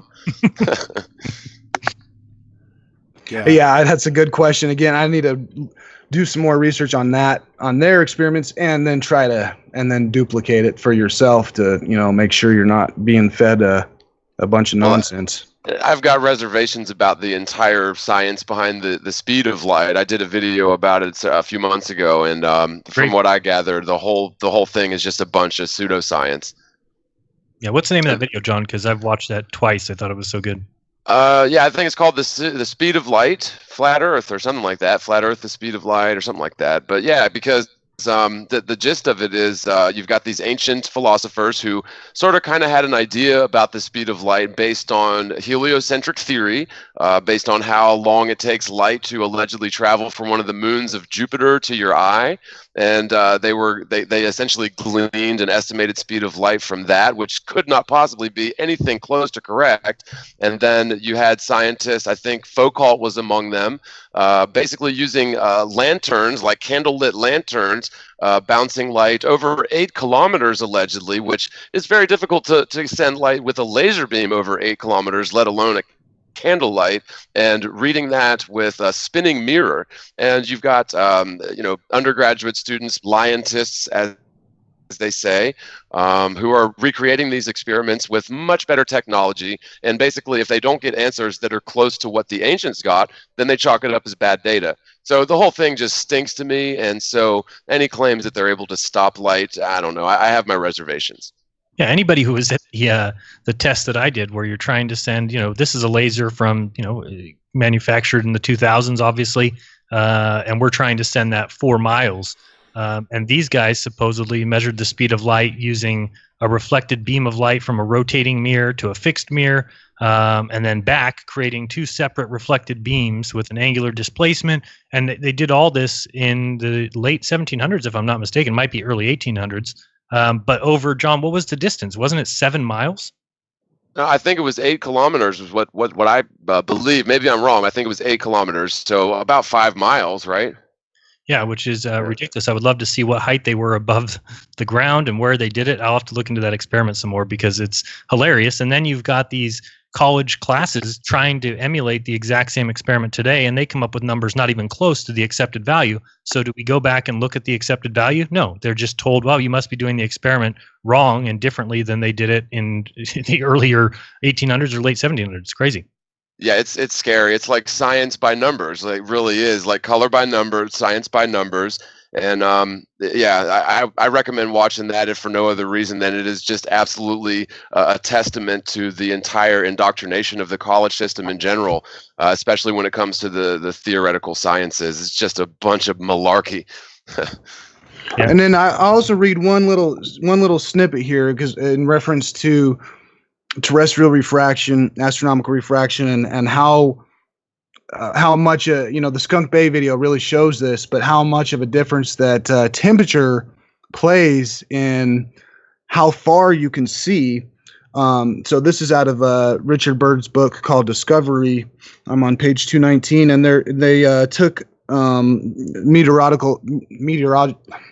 meteor observations basically the entire time they were in Antarctica.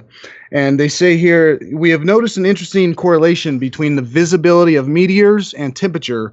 Dr. Poulter said, when the temperature fell between -50 and -60, we saw from 2 to more times more meteors than when the temperature was between 0 and -40 degrees. Moreover, at the lower temperatures, the magnitude or brightness rose sharply. The increase is due, of course, to better visibility. And on the basis of the observations they did there, they estimate that the Earth's atmosphere is catching meteors at an enormous rate of 1 billion or more per day. But anyways, that's more proof that or at least some evidence to show how much temperature affects visibility. And when they got down there to -50 and -60, they were seeing twice as many meteors, and they were a lot more brighter in brightness and magnitude. Wow, that is amazing. Of course, in my opinion, I think that meteors are more of an electrical phenomenon, but that's of course a whole other subject.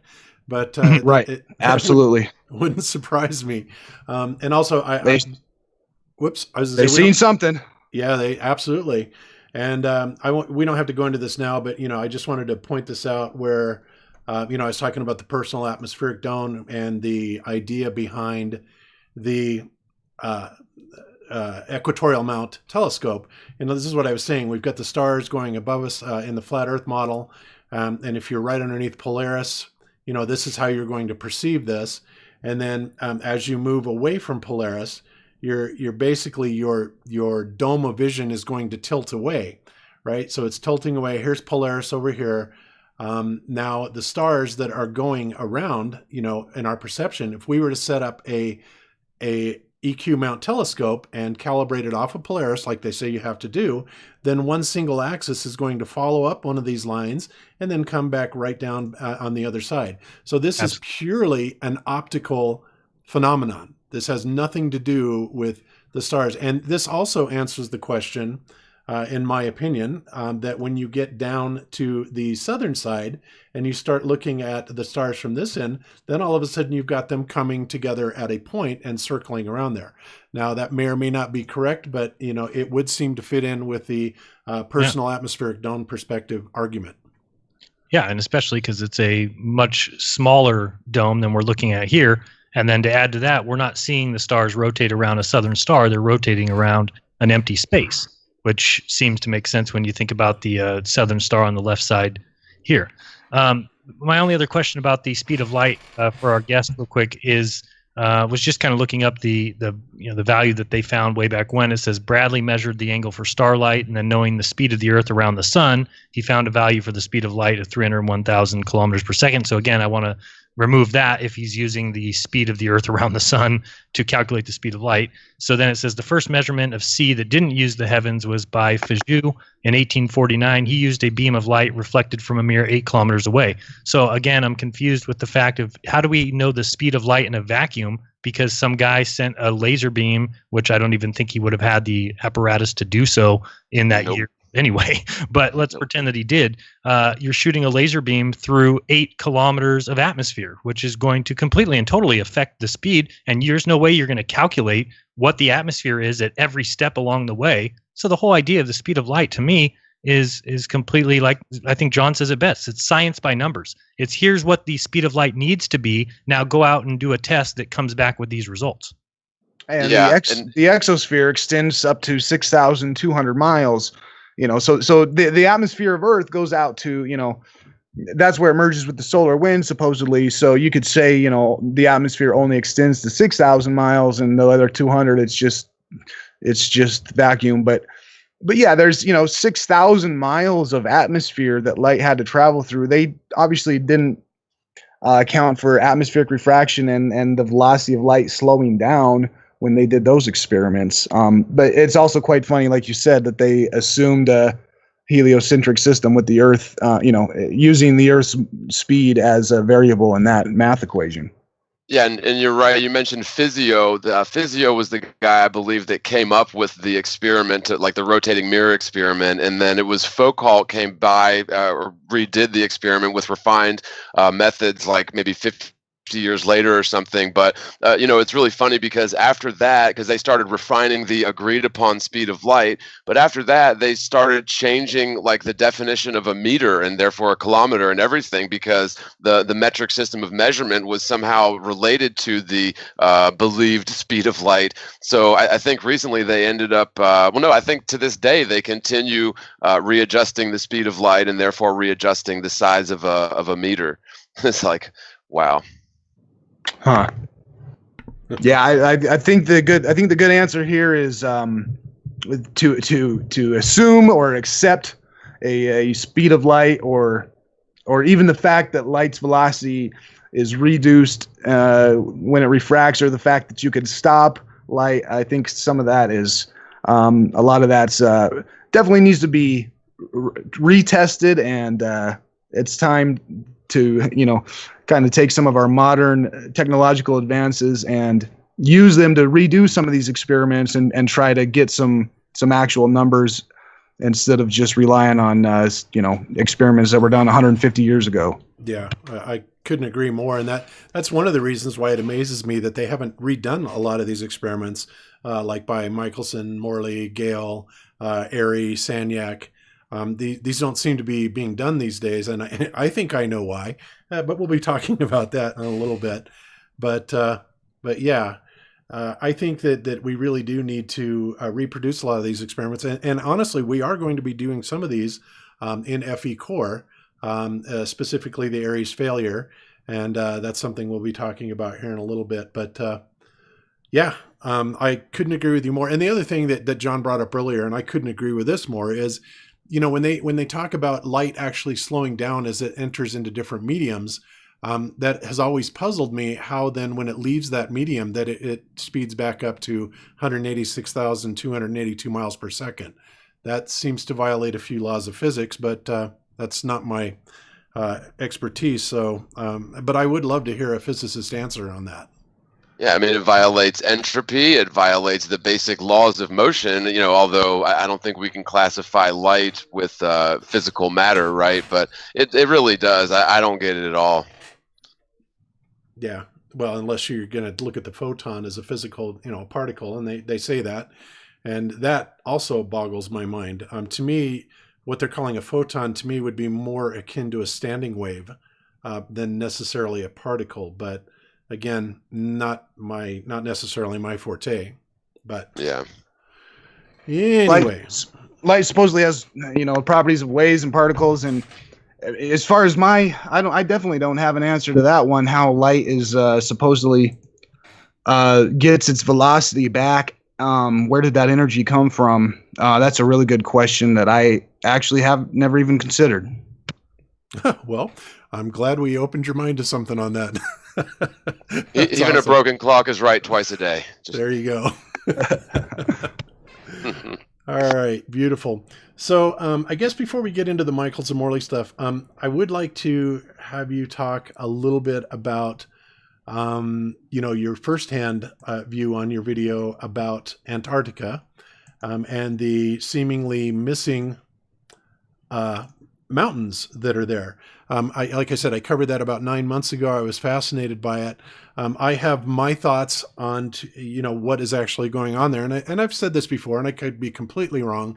But as we have worked on kind of, different flat Earth maps, let's say, trying to kind of solve this conundrum, a few of the things that we have tried are, rotating the prime meridian at about 30 degrees, and moving it back basically from where it is now at Greenwich, England, back to the Giza Plateau, which ironically is about 30 degrees away from that. And when you do that and you look at the bottom of the globe, what happens is it seems to split the Antarctic continent into two major areas. Okay. So as you know, in the flat Earth model, Antarctica is, kind of encompasses the Earth.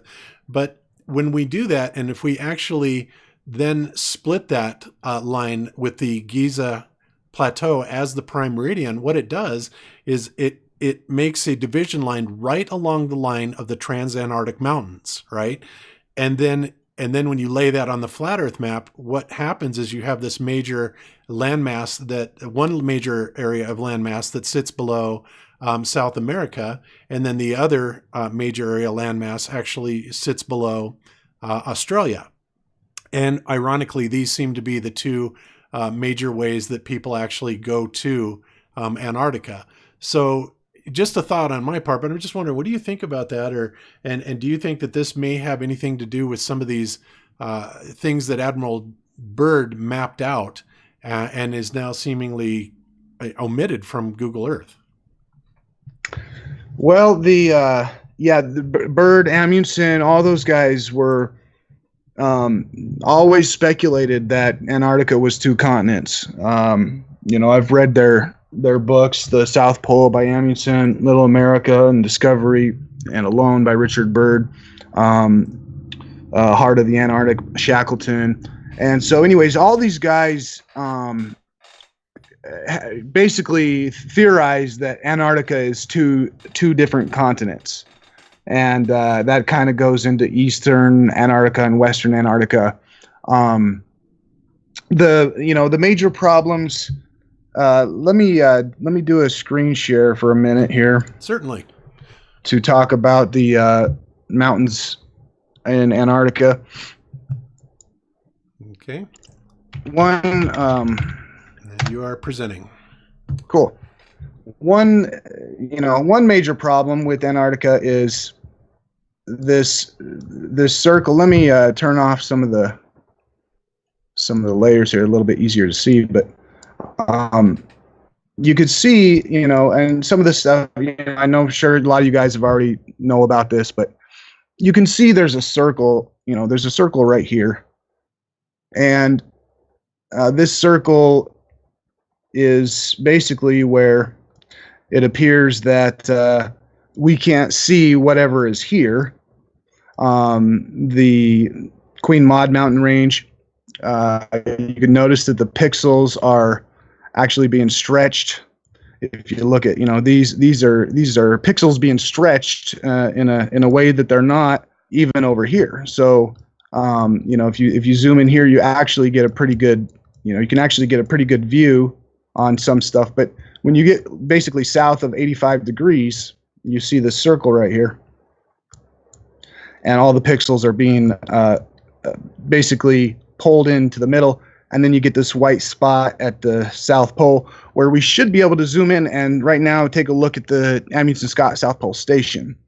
And, one question I have is why can't I see the Amundsen Scott South Pole Station on any map anywhere? It's like there's never been taken a picture of from an airplane or a satellite. And you could see that, spheres right here. One thing I want to dismiss is this is not a problem with the 3D model.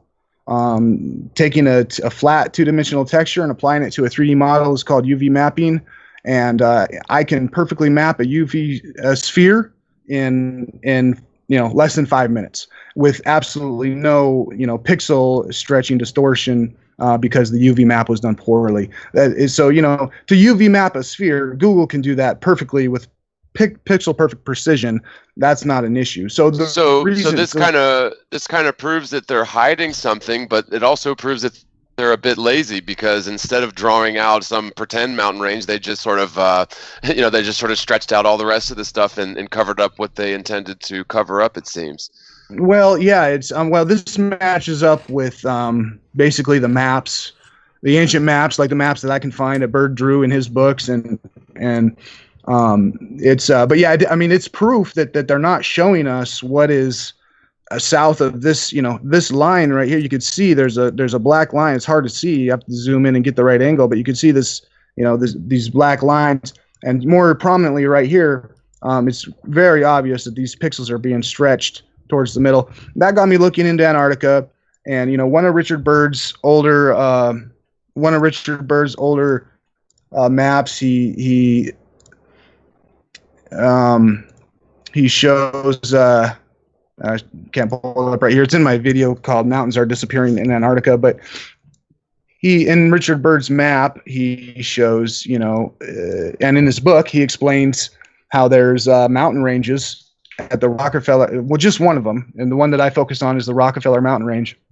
And you can see here, Google's labeled it Rockefeller Mountains. And, there's maybe 6 little rocks sticking up above the snow. Well, Bird has a totally different story about what's here. He said that there's 40 mountain peaks here, and that they form a crescentic arch from this GPS coordinates, over to this one. So we should be able to see, just like we do on Richard Bird's map, mountain peaks all the way along this area, and they're just not there. For someone to say that, go ahead. I was going to say, wasn't there also an anomaly with the Edsel Ford Mountains as well? Absolutely. Richard Bird's seen, 250 miles. He mapped 250 miles in the Edsel Ford mountain range, and that essentially goes from this area, like this, 250 miles. Now, Bird didn't take guesses. He had cartography equipment with him, and he had a bunch of skilled individuals with him. So to say that Bird just looked out and guessed, 250 miles, that's not accurate. He accurately mapped 250-mile mountain range of the Edsel Ford range alone. And they got the Ford ranges labeled here, a little bit of stuff, but even if you take all of this, you get 72 miles.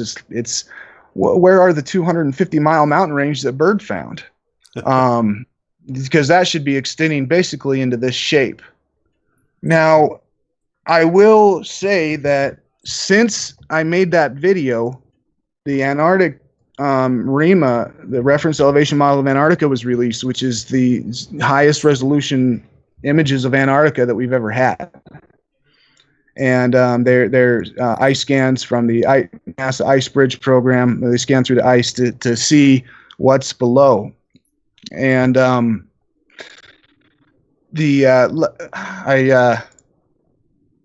I wish I could pull up Richard Byrd's map here.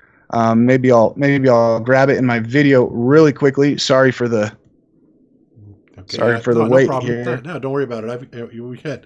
We're in no hurry or anything like that, and I do have your video up also. But I was just thinking maybe I noticed they renamed it to just the Ford Mountains instead of the Edsel Ford Mountains. I had this thought. It's like, gee, I wonder if they changed it from Edsel Ford to just Ford because the Ford Edsel was such a piece of crap car.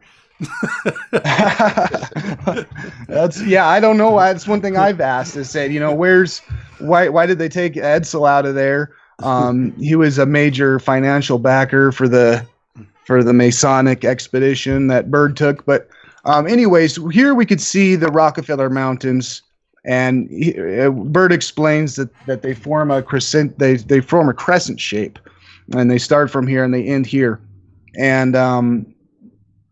And when we look at Google Earth, I've already put the GPS coordinates in, and that's the starts here and the ends here. And there's absolutely no, this is not at all what Richard Byrd's seen. A couple little peaks over here near the beginning. He's seen mountain ranges extending all the way over here, and it was in the shape of a crescent. And we can see that on his map. They do make this kind of crescent shape here.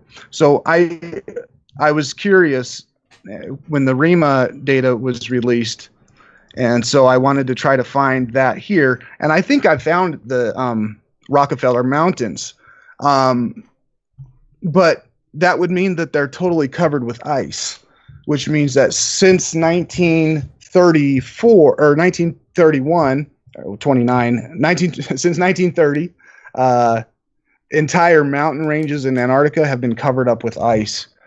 So anyways, and just to show a real quick reason why I think that, if you look at Richard Byrd's map here, get his map, and we'll see that the Rockefeller Mountains are basically on the 78th latitude south, and then we got longitude, and then and it's about we could get the exact coordinates from Google Earth here, but yeah, it's funny, but even 78. Go ahead. I was just going to say, just that while you were looking for that, I was just going to say that Wikipedia shows Amundsen Scott at precisely 90 south, which obviously is a huge contradiction here. But I'm sorry, I diverted you. Go ahead, back to what you were saying. So if we look at Byrd's map, we got.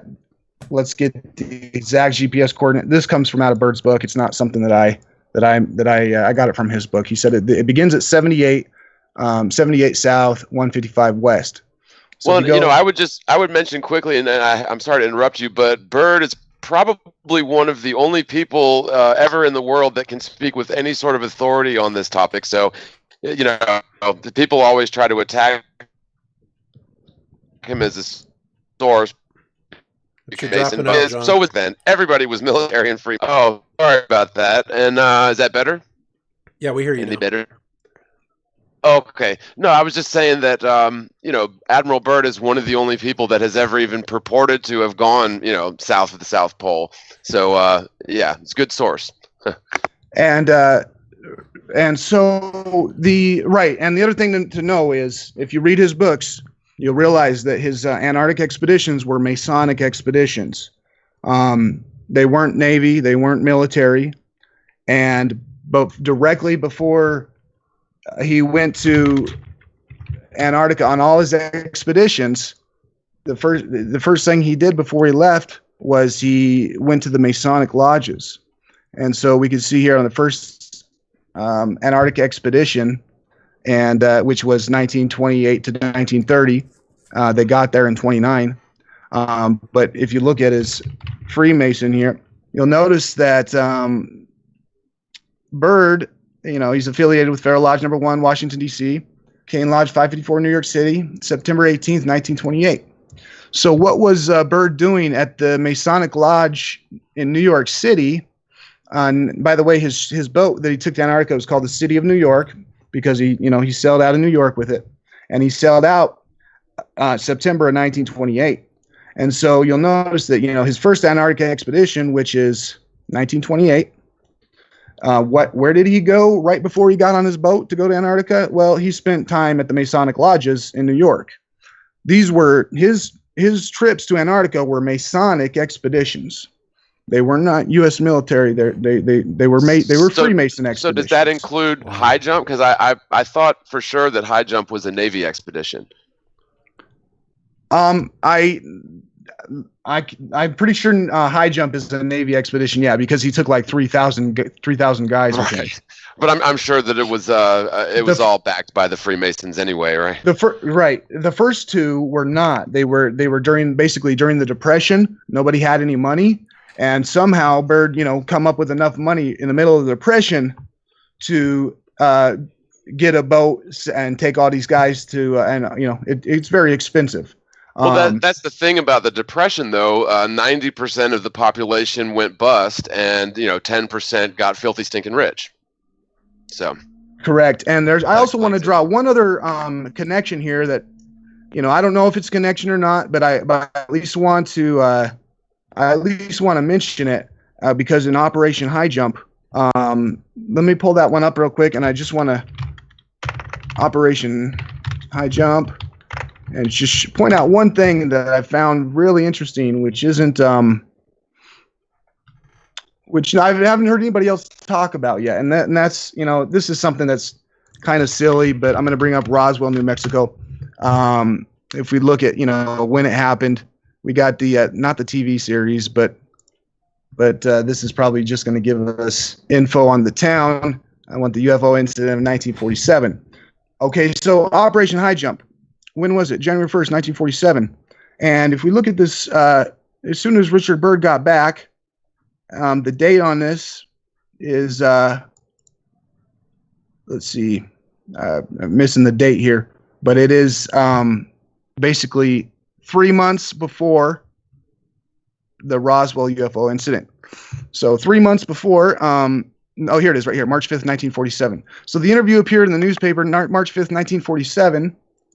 And the Roswell UFO incident was June 14th, 1947. So we're talking March to June, 3 or 4 months. So 3 months before the Roswell incident, Admiral Byrd warned today that the United States should adopt measures to protect against the possibility of an invasion of the country by hostile planes coming from the polar regions. The Admiral explained that he wasn't trying to scare anyone. You can read the rest.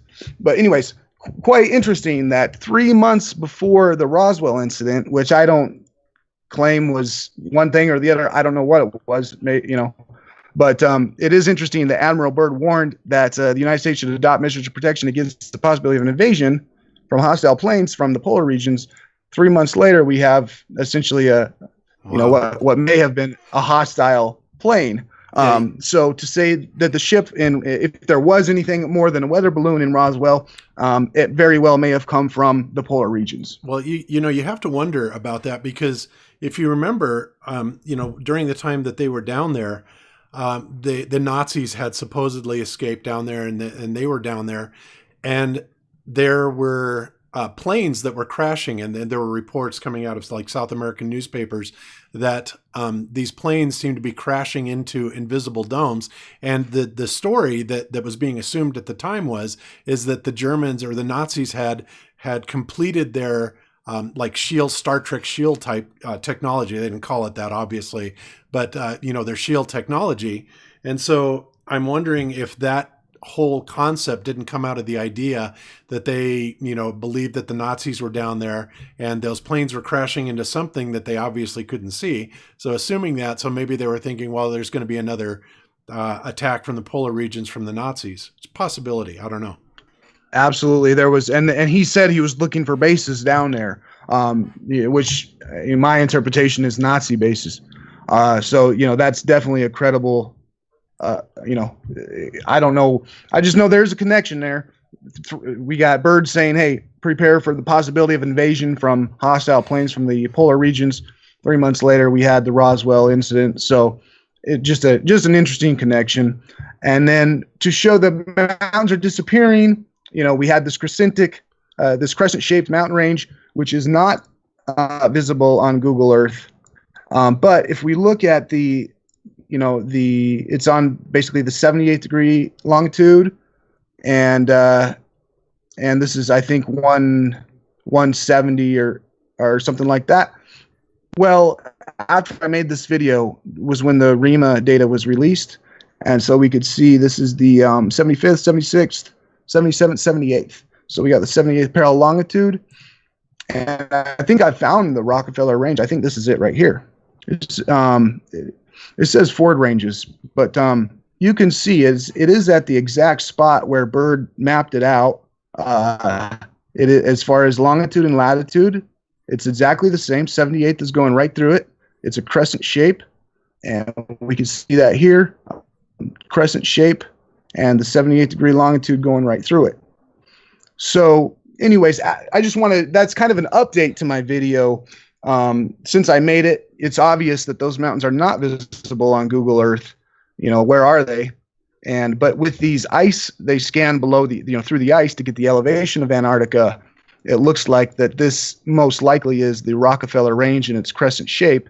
The only problem with that is it's completely covered up with ice.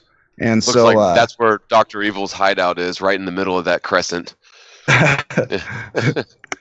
So sure, the mountains are disappearing. They're not physically disappearing. Of course, what I mean by that is Google has hidden them from either Google has hidden them so we can't see them anymore, or they're just completely covered with ice. But there's a lot of inconsistency. I mean, there's a plethora of inconsistencies between Bird's account of what he went down and mapped and what actually exists there today, and it definitely doesn't align with the Antarctica is melting.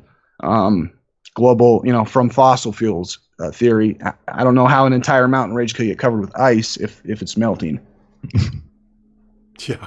So, anyways, I wanted to show that. I'm going to stop sharing the screen now. Okay, fair enough. Let me kick everybody back over to the left side here, or my other screen. Take me just a second here. And there's that. All right, so you guys should be seeing my other screen. Okay, well, I find the whole thing very fascinating, and obviously there's a whole lot of mystery surrounding, Antarctica. And one thing that you did mention, before the show when we were talking, is you were, had some reservations because you were still curious about this 24-hour sunlight in Antarctica. And what's interesting about that, and I'm not sure, obviously you follow Jeran and we, some Globebuster shows, and we've talked about this before, but it appears that all of the footage that is actually coming out of Antarctica, of this 24-hour, tracking the sun for 24 hours, is so blatantly CGI that it's almost laughable, how obvious it is. But, beyond that, when you look at the pole cams like Jeran did, they're, during the time, of the Antarctic summer, when there's absolutely supposed to be a 24-hour sun, above the horizon, they seem to be cutting out about anywhere from like 8 to 10 hours on all of these official feeds. Now, what's interesting about this is after Jeran did a video on it, he then started contacting. And actually, Jeran, you know what? Why don't you tell a story about when you contacted them and what their excuse was about all of this? Oops. Earth to Jeran. Come in, Jeran. Sorry, I was muted. Okay. Call me David Weiss, and it's fine. So after, and I don't remember which video I pointed this out in, but yeah, I contacted them and just said, hey, can you send me a video of the 24-hour sun that's not cut up? And they said, well, no, we only get so much bandwidth a day, and so we can only send portions of the day. And I'm like, well, it doesn't make any sense. If it's a 24-hour sun, why wouldn't you just show the whole thing? People would rather see, and if you can still go and look up, I think it's just South Pole webcams or something, and you'll see that there's not a complete day at all. That all they do is they show you about 14 hours of the day. The sun passes in front of the screen. You see it go right to left, and then the camera clicks and it starts over again with the sun coming right to left, and then the camera clicks. So it's never showing you, and you can look at the time. The time is right up, the timestamp is right up in the corner, and you can see that they're cutting out 8 to 10 hours a day. And their excuse was, well, sorry, we don't have enough bandwidth to send the full day. which just made no sense to me. I said people would rather you put a month on there of complete footage and then just don't have 2 months of the year on there, and people can just see the 1 month of 24-hour sun. But no, they just say they don't have enough bandwidth to do it, so all we get is a half clip of each day, which is just ridiculous. And yeah, then after that, we had that one polar video come out, and even that one didn't show a full day of sun. It showed the sun, and then the sun kind of gets lost behind some clouds for about a third of the day. But then you notice that he input the directions, north, south, east, west, into the video, and you can actually see in the video that the text is hidden behind the mountains, as if it's a complete and total fraud. I mean, I don't even know how to do that. If I were to try and make a video and were to try and hide text behind mountains that were in my time lapse, I wouldn't even know how to do that. It would have to be layered. You'd have to put a layer down of the mountains, and then you'd have to put the text behind it. So I don't even know how to do that, but he certainly did it. You'd have to spend a lot of time getting that effect, I think, unless there's some sort of automated filter you could use, but maybe some sort of chroma key. I've done it with After Effects, and yeah, it is a big pain in the butt, and it's not easy. But it's like, yeah, why would they add that to? And I understand why they don't want to send a 24-hour video. I mean, that's long, but make it a time lapse. You know, we don't have to have 60 frames a second for 24 hours. They show these little time lapses where basically an entire month will be maybe, I don't know, 45 seconds in real time or a minute in real time. And so it's just ridiculous for us to believe that they can send a minute of time-lapse footage, but you couldn't send 2. I mean, it's just ridiculous. Right. I mean, I at this point, when I've made videos, I know what video sizes are, I know what upload speeds are, and there's no way it would ever come to the point where I say, sorry guys, I can only upload this 1 minute video because 2 minutes is just out of this world impossible. It's like, what are you talking about? In today's age, it would easily be able to be done. Especially this so-called satellites they have down there, and the ability to use ground-based cabling, which I still don't know why they wouldn't run that down there also. But again, my opinion is that if they tried to run undersea cables anywhere in the South, that they're going to run into the problem with whoever they contract to do the job is going to need a lot more line than they think. You know, it's the reason why I don't think there's any and it's not that I don't think there isn't any undersea cables that run from Australia or New Zealand to South America, which on a globe would be a much shorter track than trying to run up along the Japanese coast and across to Hawaii, or up along Alaska and down the west coast of the United States. Instead, that's what they do, because if they were to run a cable across from Australia, let's say, to South America, and they say, okay, well, we calculated it 6,000 miles. Well, somebody needs to go out and purchase 6,000 miles worth of cables. And then when they get out to the ocean and they run that across, they're going to get to 6,000 miles and be like, what the hell happened? We still need a lot more line to get to the South America. That's my opinion. But again, it certainly is interesting. And then you go try and see cruise ships. I've tried to find cruise ships that go from New Zealand or Australia to South America. You think there'd be a ton of them, and there just isn't. That they usually go up and along those little islands, and maybe along the Japanese coast or across to Hawaii, but none of them just travel straight across the South. And of course, the excuse is always, oh, well, nobody would want to go on that cruise, which is complete and total horseshit. My dad goes on cruises all the time, and he enjoys the time on the boat more than anything. He likes the casinos. He likes to eat. So that's what he does. And I don't think he really cares much about the locations he's going. So there is people out there that would definitely take a cruise across the Southern Ocean, but that just doesn't happen. So, well, in terms of the undersea cables thing, I agree. Like you would expect to see, because certainly there is some degree of internet connectivity between, say, Australia, South America, South Africa.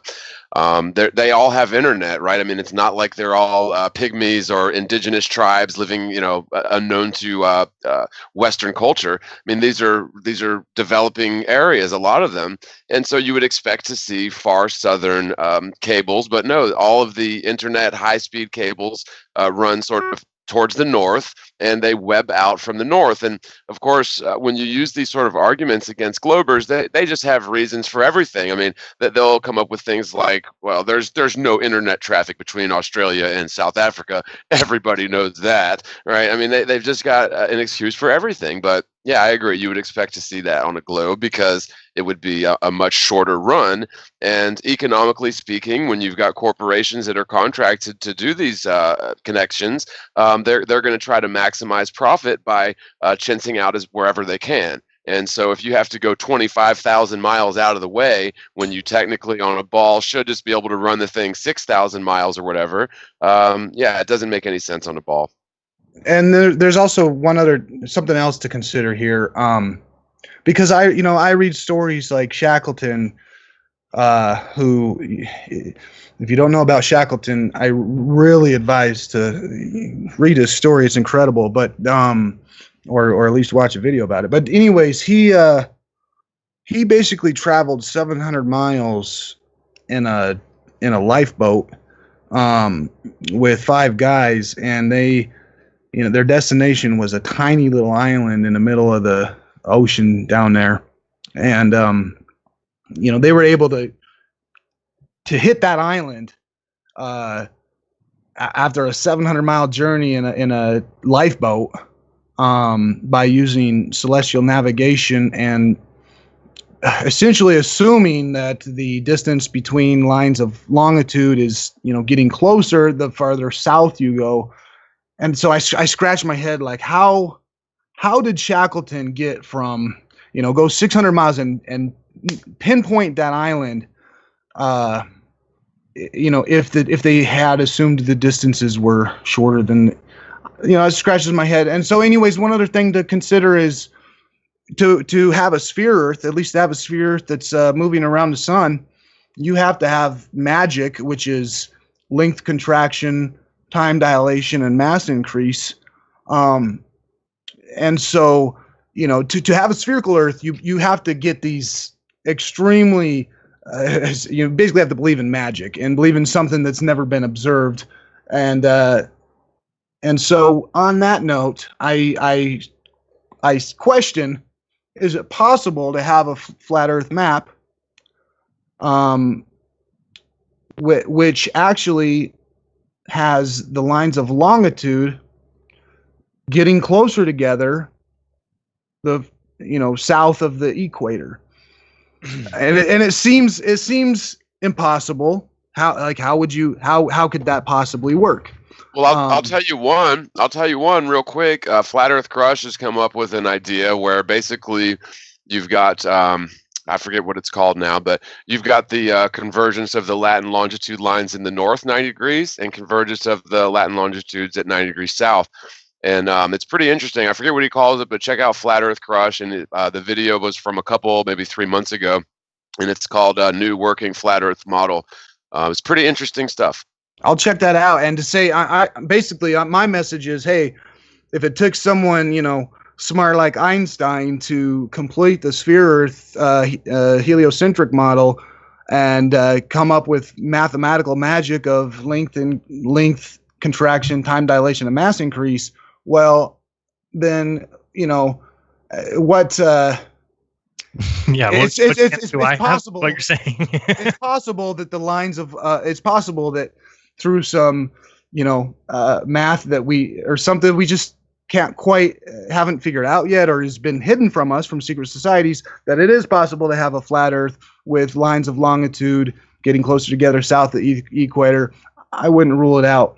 On the 24-hour sun, I will share my screen once more, and because I would just want to share, I hate to be a proponent of the sphere Earth, but if I can just mention something real quick, this is still on the topic of the latitude and longitude lines converging in north and south. If you were to take the nullschool.net AE projection that we can no longer access, I believe, unless they did bring it back, and place the central point, as opposed to placing it over the North Pole, place the central point of the AE projection over essentially Egypt, which is interesting when you look at the Great Pyramids conundrum. But anyway, place it over Egypt, and you get the effect where, you have the latitude and longitude lines all converging and sort of curving around to meet themselves in the north and south, 90 degrees north, 90 degrees south latitudes. Gotcha. Huh. That's interesting. And with that's something I'm gonna have to look into and check out that video you mentioned, because I think it's possible. I think it's just a very complicated thing that isn't as simple as common sense thinking. But anyways, on the 24-hour sun, I personally do think there is a 24-hour sun at Antarctica. The reason why is because of all the books that I've read, and all these guys, way back in the late 1800s, early 1900s, every single one of them talk about the midnight sun and describe it in different ways, which are, the amount of books that I've read that talk about the midnight sun from pre-NASA, and guys who, Einstein's theory of relativity, and they all talk about the, 24-hour sun, and most prominently Amundsen, because Amundsen was not a Freemason. At least there's absolutely no evidence in existence that he has ever been to a lodge or was ever a member of any, there's no evidence that Amundsen was a member of the Freemasons. And so he, was the first man to the South Pole. And in his book, The South Pole, he talks about his observation book, where he made his personal observations during his trip to the South Pole. And I was going to pull up the email from the Norwegian library. I don't see it right off, so I'll just forget it. But anyways, so I knew Amundsen had an observation book that he had on his sledge when he went to the 90 degrees south. And so I emailed the National Library of Norway, and I said, hey, is there any, and after a long, back and forth, they found the book. They had it stashed down in their basement and whatnot, and they scanned it in for me. And so this is Amundsen's observation book, which it's all in Norwegian because, he's Norway, but this is the best evidence of a 24-hour sun that I've ever found. And I know it's not a photo or a video, but at the same time, based on all my research on Amundsen, I trust him. Okay. I don't trust Freemasons and secret societies. But here's where he was at. Let me just zoom out for 1 second. Okay, and I'll find it. Then I've got an alternate idea for you to consider after you say this, because I know what you're saying, but go ahead and continue, and then I'll say what I was going to say. So, and this one, I've been through various series of artificial suns and whatnot. But anyways, and maybe I won't find the page. I just, if I zoom out, it'll be easier for me to find. 1 second. Sorry about this, guys. No worries. It's towards the end of it. And anyways, here are some sketches that he did, and we'll find 4 signatures on the paper, and then we'll know that that's the right one. But anyways, what he did, I'll explain it while I'm finding it. When he got to the South Pole, he wanted to prove that they made it to the South Pole. They had to prove that. So the way they proved that they actually made it to the South Pole was they stayed there for 2 days.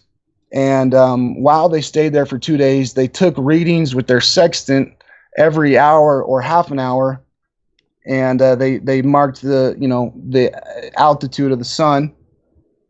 And I guess I can't find it here on the spot, of course. But well, go ahead. Let me go ahead and say what I was going to say while you're looking for it, because I know it's hard to look for things while you're talking. And but let me give you this to consider. In the flat Earth model, and me personally, I've said this before, I tend to believe that there is an actual physical dome. And even if not, even if it's just an atmospheric one, there is an effect that I think Jeran discovered first, and brought it to everybody's attention, an effect called the coffee cup caustic. Okay. And essentially what the coffee cup caustic does, and Jeran, maybe if you can pull that up video or something, we can show this to him.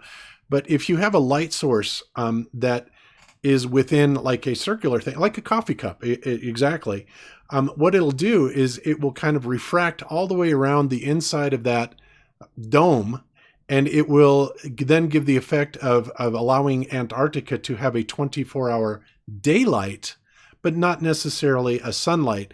Now, I suppose it might be possible, to actually get the sun refracted across.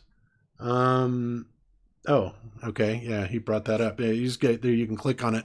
But anyway, there is a very good possibility that that is something that is going on. If the sun is close and local, and there is indeed a dome, then the idea of a coffee cup caustic, which allows sunlight to propagate around the edges, the outside of the dome, and come down to these positions in Antarctica, I think is very, very viable. So Absolutely. I'm not, and I believe there's a 24-hour sun. Oh, well, I don't want to say that. I don't like making having beliefs and religious points of view without actually going there and seeing it. I'll believe a 24-hour sun when I go to Antarctica and I watch it with my own eyes. But I don't think that would be definitive proof of a spherical Earth, especially if you consider the theory that celestial objects are practically illusions. And the other thing to consider is, and like we read earlier from Bird's book, celestial objects are much, much more visible in those colder areas. So the 24-hour sun isn't, empirical evidence of a spherical Earth. It's with a dome over the Earth and, the sun outside the dome, or maybe even inside, or maybe even reflecting on the surface of the dome, and that's what we see as the sun. But anyways, there's plenty of explanations where you could still have a 24-hour sun at Antarctica. Is the screen still sharing? yes, you are still sharing. Absolutely. Cool. So this is Amundsen's observation book, and I personally won't call him a liar. I think that he was honest, and I think that this is factual. But this is the 17th of December, 1911, when he was the first man at the South Pole. And what we're seeing here are his sextant observation, and they're made every hour or half an hour. We can see these are half an hour, but then we go from 1, 2, 3, 4, 5, 6, 7, 8, and these are hours. And this is the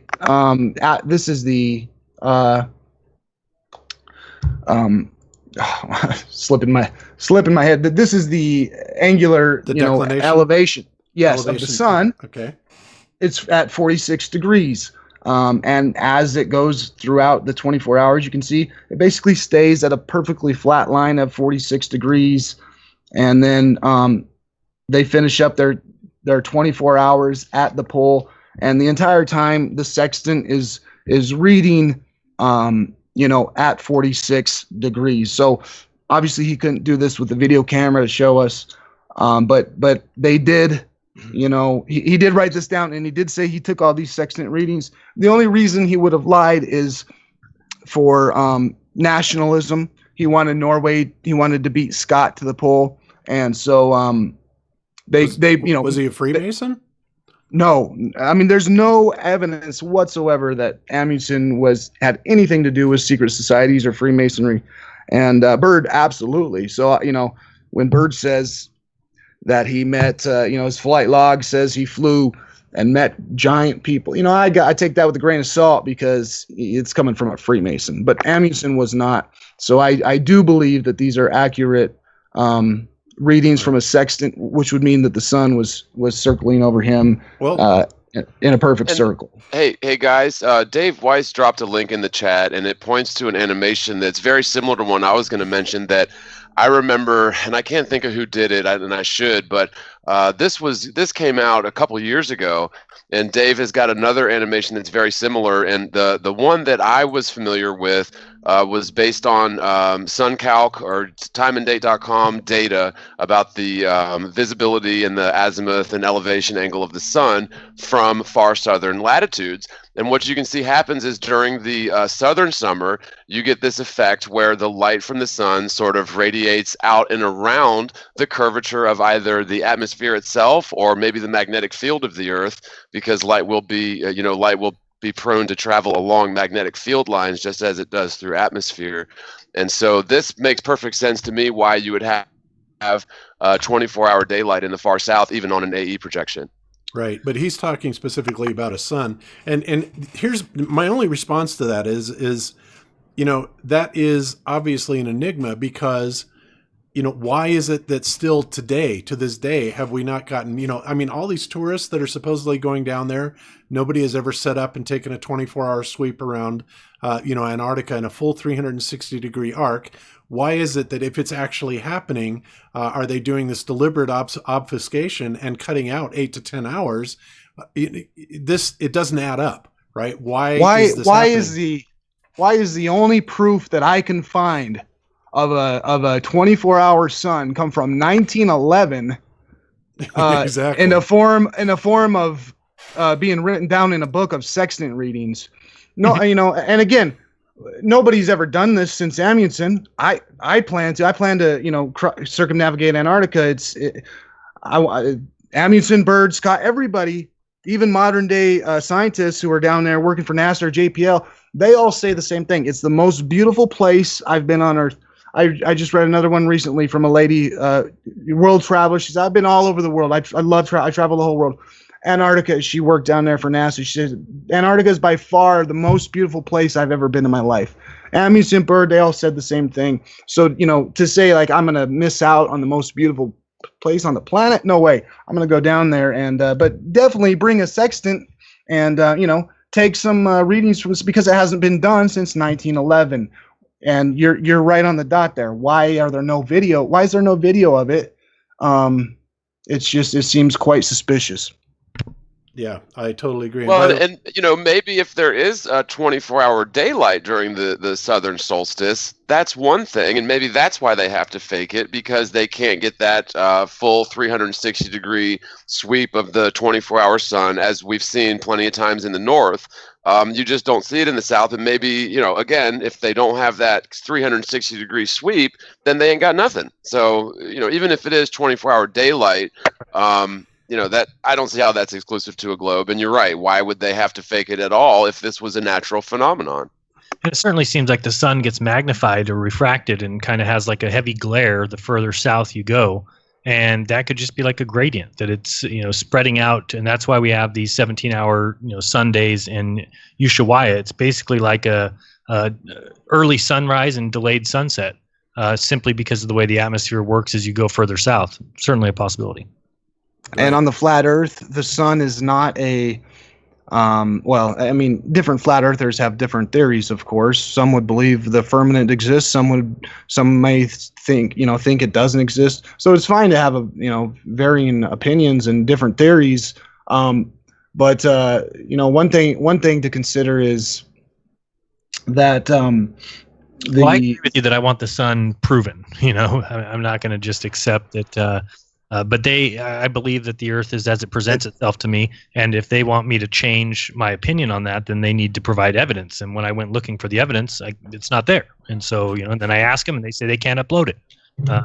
And with all these different flat Earth theories, it's like the question is, what is the sun? Does I don't believe it's a massive ball of fire. I don't think it is.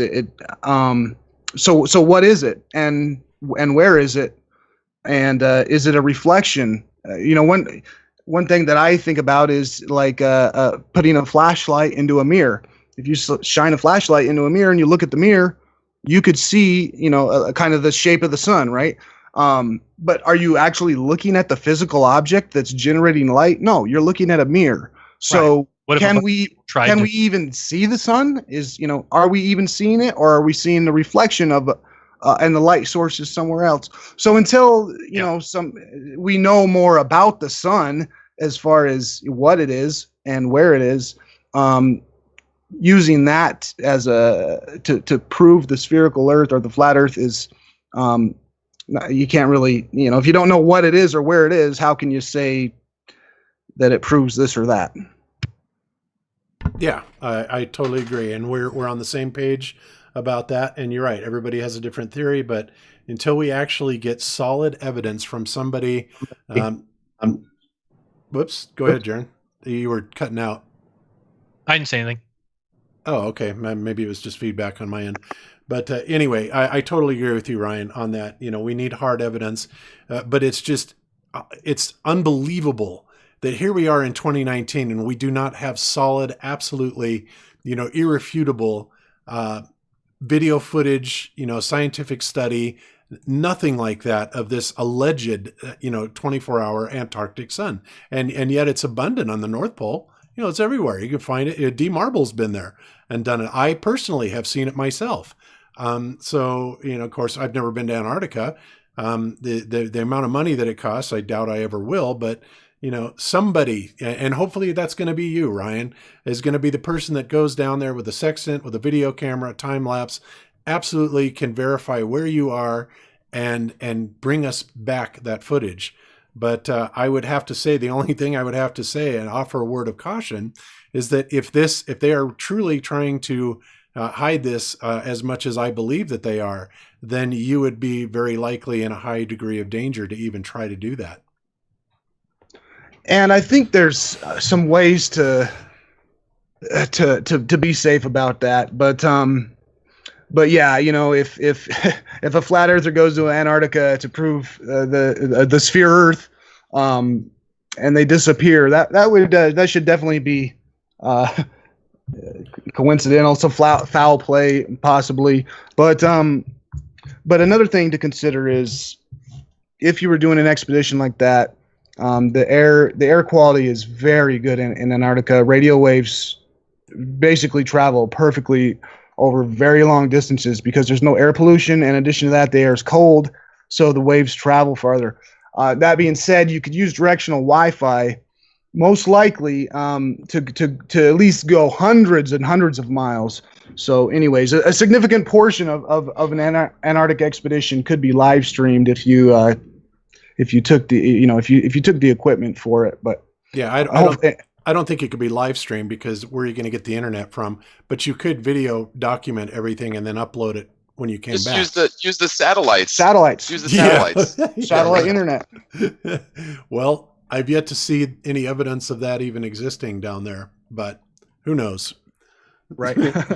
Because I don't believe satellites exist, at least not in the way they're showing us, because otherwise we wouldn't be having all these crazy issues with that. But that, again, is a whole different subject altogether. So anyway, all right, guys. So it's 3:30 now, so I want to move on to our main subject. We'll kind of move away from this. Has been a fascinating discussion, Ryan, by the way. You're a great guest. Absolutely love you being here. Appreciate it so much. Thank you. So, okay, so what we're going to do is we're going to move on now. And as many of you know, last year, Jeran and I, as well as Patricia Steer, Mark Sargent, and Nathan, and a few other people, were kind of in these starring roles in this movie called Behind the Curve.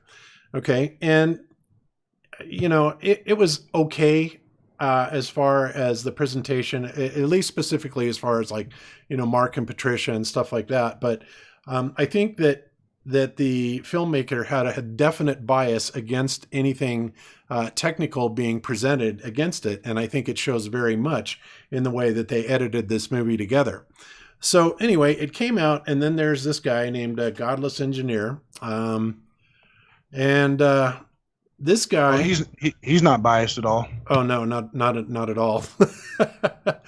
So yeah, his name's John Gleason. But anyway, he is obviously completely anti-flat Earth, and he comes out with this video. And I'm going to play this particular segment of what he says and make commentary on it. And this is fair use, so don't be striking us on it. Not that I have much faith that wouldn't happen, but anyway.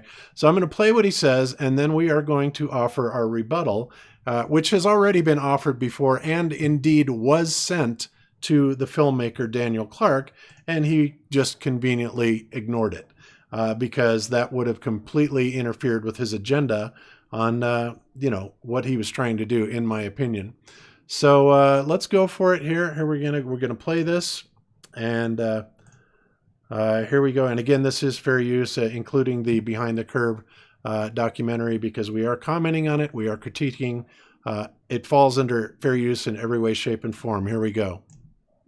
Now, there are two experiments that are highlighted in this documentary that really shows the mindset of the flat Earth community. We have Bob Nodell from Globebusters and Jeran from Jeranism. Jeran is also part of Globebusters, but he has separated himself from that brand enough to stand on his own. First of all, Well, first of all, it's really nice to know that, Jeran, you've been able to stand on your own away from Globebusters. What the hell are these guys talking about? I don't even get it. It's like, it's actually funny to me to listen to people, man. They've always got some new story, some new theory, some new. Now I'm standing on my own and I've separated myself from Globebusters, even though I've been on every single show. Yeah, and you're twice the size. How dare you? Yeah, you're 3 times the size of Globebusters, and we're around before Globebusters. It's like, this guy's completely clueless, as we will find out by every single thing that piece of garbage he spews. But let's continue. of all, Bob Nodell actually got his hands on a $20,000 gyroscope. And Bzzz. Okay, strike one. Oh, on the strike two, actually. No, Bob Nodell did not get his hands on a $20,000 gyroscope. Here's his research. This guy's just a great researcher. No, it is somebody else, and I'm not going to mention his name because I've mentioned it before. He's a friend of this channel, and I don't want to just give him the headache of these idiots coming down on him. But it was a member of FE Core, and he purchased this gyroscope and has done several tests with it. We have also expanded on that greatly, not only with our own mechanical gyroscopes, which have been developed in FE Core, as well as purchasing the finest commercially available gyroscopes online. Anyway, all of these experiments have been done in conjunction and in opposition to, I'll just say Rick's experiments. And this guy couldn't be further from the truth. So strike two there, John. You're completely wrong. It's not our $20,000 gyroscope. I was simply commenting on it, but if you had done any research, you'd know that. So let's continue on. Well, the other thing too is that it's been reported on other channels that we crowdfunded this $20,000 gyroscope through our Globebuster, audience, and then we went and used it to prove that there's a 15-degree turn, and then we just hid it away and didn't mention it to any of the people that had spent this $20,000. That's just ridiculous. I don't even know where they make this stuff up from. Yeah, I came out with it openly, absolutely openly on Globebuster. It's there to see, people. I came out with it, and I certainly gave our rebuttal and the science of people, physicists and scientists, for over 100 years that have confirmed essentially exactly what we found and our interpretation and explanation of it. So we'll continue on. Well, it's like I said though before. They're not going to battle you with facts or logic or common sense or anything tangible. It's always going to be the underhanded character assassination sort of thing. That's all they can possibly do. Yeah, amen. Okay, let's continue. And of course, he performed some tests with it. If the Earth is spinning at one rotation every 24 hours, that means that every hour it has to turn 15 degrees. In today's 21st century navigation systems, they're using what's called a ring laser gyroscope. It is extremely precise. One of the people in the community actually purchased one for $20,000. And so Bob thinks that this $20,000 gyroscope is actually going to shatter the globe model. Little does he know that it's not going to help. But what we found is when we turned on that gyroscope, we found that we were picking up a drift, a 15-degree-per-hour drift. So how does Bob react to the test results? We obviously were not willing to accept that, and so we started looking for ways to disprove that it was actually registering the motion of the Earth and that it in fact was registering the motion of the sky. Okay, so there you have it. That's what I said in the movie, that we were looking for ways to actually disprove that the assertion that it was measuring the rotation of the Earth, and instead prove that it was registering the rotation of the etheric luminiferous ether, if you want to say, drag over the Earth that is coming from the sky. And by the way, there's a lot of science to back this up, that it is the sky and not the Earth. So again, there's another strike for you, John. You completely got that wrong. I stated it openly exactly what our intentions were. And I will also elaborate and tell you how and what we did to basically prove our assertions. And I dare you to prove us wrong. But let's continue on. What is this? Next. Whoops, go ahead. Was this a ring laser gyro? It's a fiber optic gyro, and they operate virtually on an identical basis. The only difference is instead of on the ring laser gyro, where the optics are going through free space inside of it, they are instead going through a fiber optic line. So, but the principle of operation is identical in the two. Gotcha. Okay. All right. Let's continue on. Of the sky. Next, Bob decides that he's going to encase his gyroscope into a zero Gauss chamber in order to deflect the heavenly energies from affecting the gyroscope. Okay. Now, the reason that we had come up with that, and it wasn't me that came up with this, it was a kind of a collaborative effort of spitballing ideas in FE Core, is, we had already come to the conclusion that what we were registering were dielectric energies and not necessarily magnetic or directly electrical, but dielectric. Dielectric is kind of an energy that is 90 degrees out of phase with these magnetic energies, okay? So we were thinking, we don't know if we can actually shield this or not, but let's try a few things and see if it works. So the first thing that we came up with is the idea of possibly using a zero Gauss chamber. And what a zero Gauss chamber is it's basically a shield of all magnetic energies. It's kind of like a Faraday cage, except it's a lot higher attenuation rate in it. So that was the first thing. So Rick went out and he purchased a zero Gauss chamber, and we tried this, and lo and behold, no effect. All right. So, that, and again, we reported all of this, talked about all of it. Let's continue. Because he cannot accept the fact that the world is actually spinning. When No, I that can't. fails to deflect the heavenly energies, he plans on encasing his gyroscope in a bismuth chamber. Okay. Yes, that was another idea that we had kicked around because bismuth is highly diamagnetic. And we were thinking that, well, maybe that will allow us a little bit of shielding, right? And we never actually were able to do that because bismuth, it's very difficult to cast, especially in a container that is large enough to hold the fiber optic gyro apparatus.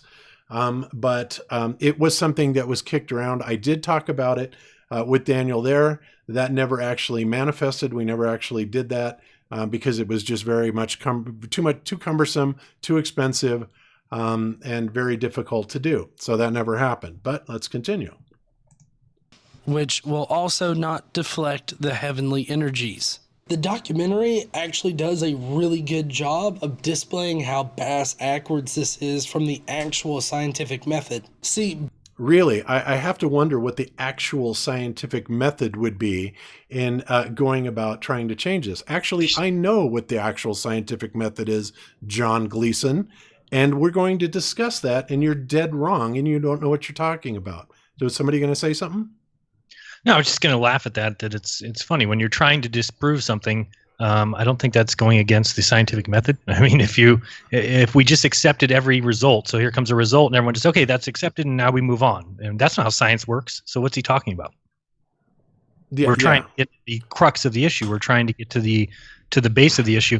And just before everybody listens to this, I still have a major problem with the whole test and experiment itself. That's why you've never heard me talk about it.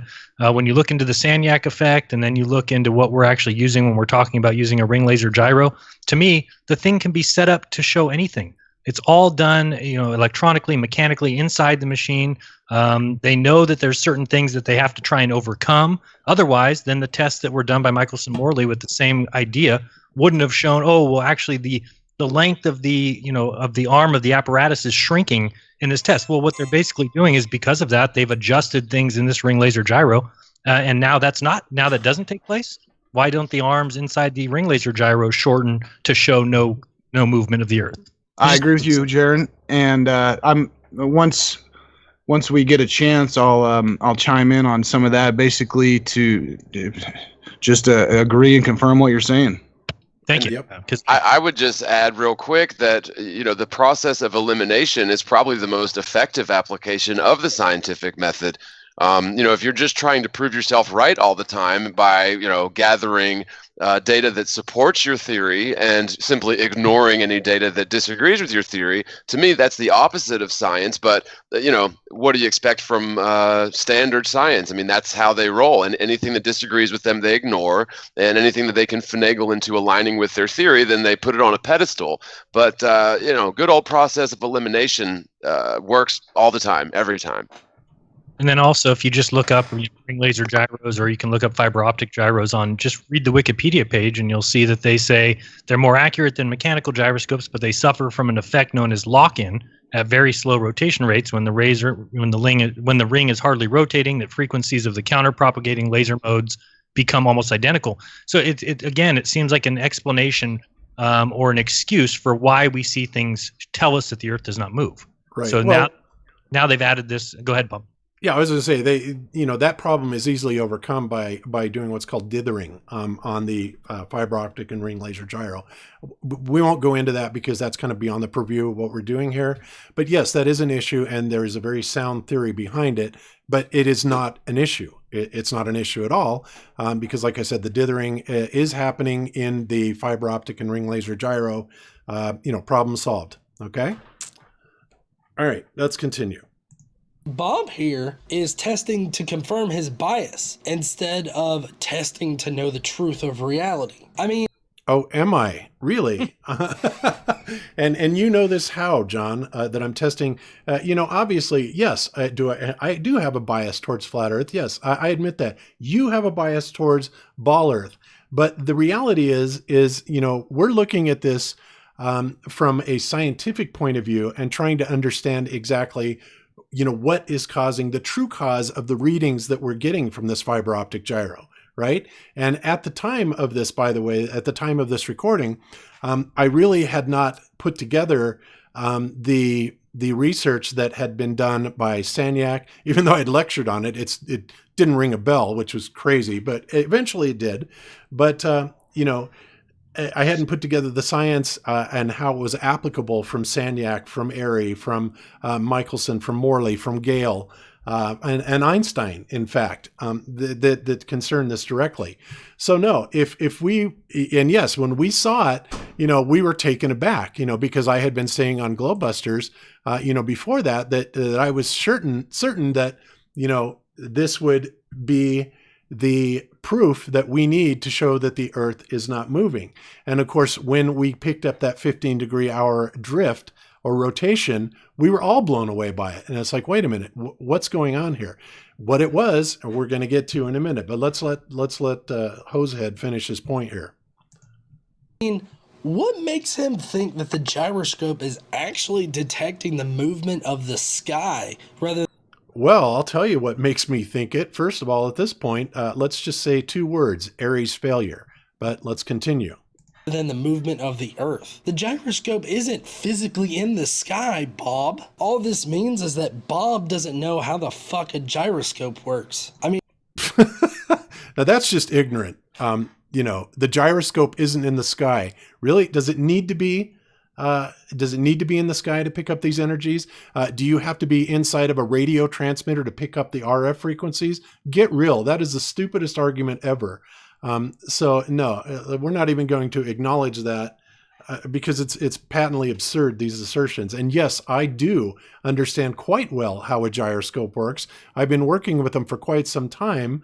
I am fully aware of how they work. They're in aircraft. I've done lectures on them. I know exactly how they work. So again, this is just another statement of utter ignorance from this clown. Let's continue. I mean, it's ridiculous to think that heavenly energies are emanating and affecting the gyroscope.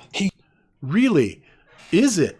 Then why is it that even mainstream science acknowledges the fact that there are certain celestial alignments that absolutely are tied to things like volcanoes, earthquakes, things like this. And these are provable and have been proven to coincide directly with heavenly alignments, heavenly energies. So to say that this is ludicrous, then all you're doing is you're denying your own science that you're talking about here. And again, showing your ignorance to the nth degree.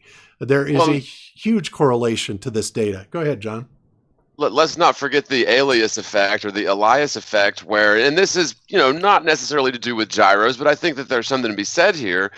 During solar eclipses, Foucault pendulums will stop their rotation and even reverse the rotational direction. So I think to me that at least suggests that there could be some, I think we can all agree that the Earth generates a rotational magnetic field. And this whole alias effect suggests that the stellar alignments or the celestial bodies or the celestial lights do have some sort of an impact on this rotational nature of the sky itself. And, for him to say that it's absurd, yeah, clearly he hasn't looked at Airy's failure. He hasn't looked at the Michelson-Morley experiments or the alias effect. Just operating from a position of ignorance as globeheads usually do. Yeah, exactly. Yeah, and the Elias effect, you can look that up in Wikipedia. Gee, why is that when there are eclipses and celestial alignments, that it absolutely documented affects these Foucault pendulums? And that's just the very base of it. I've said many times that I don't think astrology, if astrology is done right, it's very accurate. Why? Because the stars are emanating energies that absolutely do have profound effects on us, just like full moons have profound effects on us. This is absolutely proven scientifically. Not to mention anybody that is even half awake will notice that really weird things happen on full moons. Hospitals fill up, all kinds of crazy stuff happens. All of this has to do and is documented with energies changing in the heavens. So again, this clown is just completely lost in space. But let's hear him out. He's seeking to confirm his own bias, and Bob knows that this is detrimental to his flat Earth model. But the rotation is not looking good at this point. Yeah, if we dumped what we found right now, it'd be bad. Yes, exactly. And I did say that, but I did dump it very shortly after that. Again, of course, we thought that it would be bad. We're sitting here going, holy crap, what is the explanation for this? And again, I want to point out that Daniel, after following me around for over 2.5 days, these are the things that he, brought into the film rather than the mountains of proof and everything that I talked to him about. He completely ignored all of it. And he puts in this, it's even crappy film clip, of me talking to another person at a flat earth meetup, and I'm telling him candidly exactly what's going on. But again, I gave him permission to release this information. I certainly was not in control of how it was going to be edited together, but I gave him permission to release this information because I have nothing to hide, and neither did the people that did the experiment or FE Core. We are going to be transparent regardless of the results that we get. The difference is rather than, try and prove that, this fits in or doesn't fit into our model, we're going to try and understand exactly what is happening.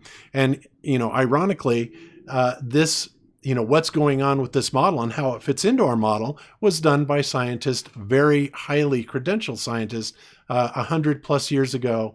And it actually has even been replicated in some instances today. But let's continue on. But what does Bob do with these results? We as flat earthers feel that we have several smoking guns. Of course you do, Bob. Of course we do. Of course you do. Now on to Jeran. Okay, well, we won't go over what's going on with Jeran because, again, it's another load of crap. Now, let's talk about what is actually happening, all right? So one of the things that we did do after this that I think, and of course this was not included at any point, is finally Rick was able to get a hold of something that is called a Helmholtz generator, okay? And essentially what this device does is it generates a very intense EM field, okay? And when we put the fiber optic gyro in the presence of this Helmholtz generator, lo and behold, we were able to affect the readings that were coming forth from the fiber optic gyro. Now, if the Earth was truly moving and it was actually registering the motion of the Earth, there is no way that we should have been able to influence it with a strong EM field. And yet we were and did. Okay? So that's one point. Now, great.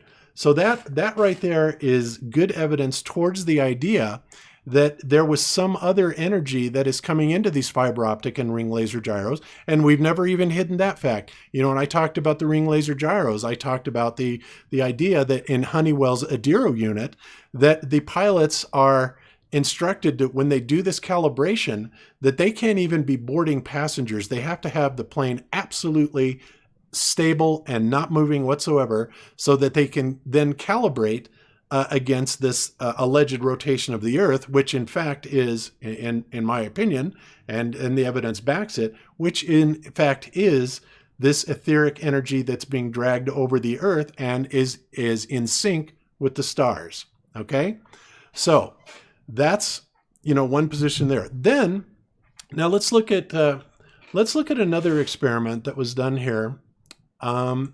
Called the Michelson-Gale experiment. And I'm going to allow Malcolm Bowden to talk about this. And then we're going to talk about how this applies to what we were picking up in our laser interferometer, because after all, that is exactly what a fiber optic gyro is a laser interferometer. Okay, so let's listen to Malcolm Bowden and what he says about this. We're going to play this for just a couple minutes here. Here we go. In 1925, Michelson and Gale set up an experiment to see if they could detect the rotation of the Earth on its regular 1 revolution per day. They set up a very large rectangle of 12-inch diameter tubes in a field with a light source and mirrors at the corners. The light travelled in opposite directions around the rectangle, and when recombined gave fringe movements, which were only 2.6% different from what they expected would be the result of 1 revolution per day. The very much shorter calibration tube circuit was too small to register any speed difference between the north and south arms. These fringes were used as a basis for the fringe changes when the light went round the full circuit. How did it work? In this diagram, I have exaggerated the size of the rectangle of the Michelson-Gale tubes to make it clear how it worked. The equator travels approximately 25,000 miles in 1 day's rotation. You can see that this speed decreases as the latitude increases. At 15 degrees of latitude, the circumference of that latitude is slightly smaller, so it only travels 24,150 miles in each day. The distance travelled per day reduces as the latitude increases, until it is 0 at the North Pole. Imagine their tube south arm being at the equator and the north arm on the 30 degrees latitude. The light going round the tubes in both directions would experience a higher velocity of the ether going through the south tube at the equator than when travelling through the northern tube at the 30 degree latitude. When they were recombined, they would produce a different fringe interference pattern when compared with the very much shorter path using the calibration circuit. Although their rectangle was far smaller than this, it was sufficiently large to detect the difference with surprising accuracy. From 269 observations, they obtained an average change of 0.230 fringe. This was only 2.6% different to the calculated change expected of 0.236 fringe. Thus, within experimental accuracy, the ether was passing across the face of the Earth at the predicted 1 revolution per day. In their report, there is no mention of any conclusions they draw. They simply state the result. Here, surely we can conclude that there is an ether, and either 1. The Earth is rotating 1 revolution per day, or 2. The ether is rotating around us 1 revolution per day. All right. So the same exact thing happened with Michelson-Gale. Okay. They detected this rotation of the ether, and yes, there is a conclusion that we have to draw. Either the Earth is rotating 1 revolution a day, or the ether is rotating around us 1 revolution per day. wow, well, how do we figure out which is which? Well, as I just showed you, when we use the Helmholtz coil and we're able to actually interfere with that reading that we were getting back from our fiber optic gyro, that tells you straight up that it is a field that is incoming to the fiber optic gyro and not the internal motion being caused by this, what's called a Sagnac effect inside of the fiber optic gyro. So let's continue to listen to what Malcolm says here. That it was item 2 that was correct had already been demonstrated by Airy in 1871. As we have shown in a separate YouTube video given here below, his results showed that it was the ether rotating around the stationary Earth. This was a disastrous result for the establishment scientists, who could not possibly allow any evidence that the Earth was in a special position in the universe to have any scientific support whatsoever. So Airy had to completely fudge his report to say his results merely refuted a proposal by Professor Klingerfues. So here we now have the MG experiment proving that there was an ether and that it was moving across the surface of the Earth 1 rotation per day. Okay, so who is George Airy? Well, George Airy was the astronomer royal at the time, okay? Not just some schmuck that didn't know anything, but he carried out this experiment. And this is precisely why they called it Airy's failure, because they were looking for a completely different result than what was obtained. And actually, when Airy published his results, he simply did not verbalize the obvious conclusion, the obvious inference of what was going on there. What was that inference? That it was not the Earth rotating, it was the sky and the stars above us that were rotating, and consequently, also it was these etheric energies that are coming from the stars that were rotating. As we have, several effects that have demonstrated this. Airy's failure are the idea that celestial energies absolutely have an effect of things here on Earth. Ironically, except of course for the moon's gravity, which allegedly, supposedly pulls the oceans up, but there's no evidence to that whatsoever. And in fact, it's been debunked by their own apparatus known as LIGO. But that's a whole nother subject that we're going on here.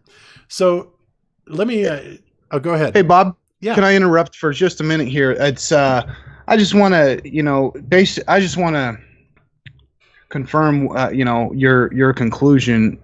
Basically the question that they posed in that video, and they did provide an answer for it. But the question was, given that there is an ether which is detectable, is the Earth moving through the ether and the ether stationary, or is the Earth stationary and the ether moving over the Earth? I just want to provide one answer to that question, and this is from the American Journal of Science. Could I screen share for just a second? Absolutely. Let me do that should be on now. Yep, you are presenting. Okay, this is the American Journal of Science, and this is the article on the relative motion of the Earth and the ether by Albert Michelson. This covers some of his interferometer experiments, and precisely here is the results of the experiments if you want to review this for yourself and go through the math. But to just give a real quick summary and answer the question that was posed in that video, I'll let Albert Michelson answer it. And essentially what we find on this graph is the dotted curve is drawn on this supposition that the displacement, the dotted curve assumes that the Earth is moving, that we have a heliocentric system, that the Earth is moving around the sun, and therefore the Earth is moving through the ether. If that's the case, we would see a certain amount of displacement from the laser when it's fired north to south as to the one that's fired east and west. And so again, the results from those experiments are here. You can go through it yourself, but Michelson graphed it for us here. The dotted line is what we should find if the Earth is moving, because that is essentially the 15 degrees of movement. And what he found is actually this other line, the much smaller line. And so the interpretation of these results is that there is no displacement of the interference bands. The result of the hypothesis is a stationary ether is thus shown to be incorrect. And the necessary conclusion follows that the hypothesis is erroneous. This conclusion directly contradicts the explanation of the phenomena that's generally accepted, which assumes that the Earth is moving through the ether. And he's very shy with his words. He doesn't want to come out and say it.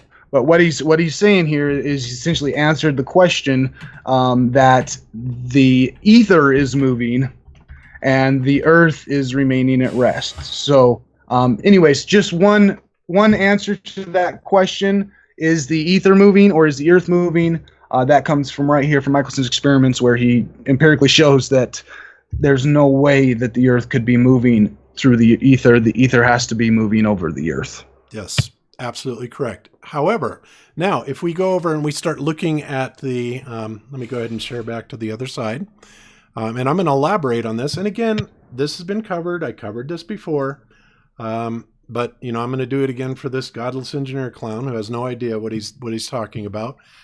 But in the Michelson-Morley experiment, which of course was the experiment that was designed to measure the 67,000 mile an hour velocity of the Earth around the sun, they obtained what was called a null result.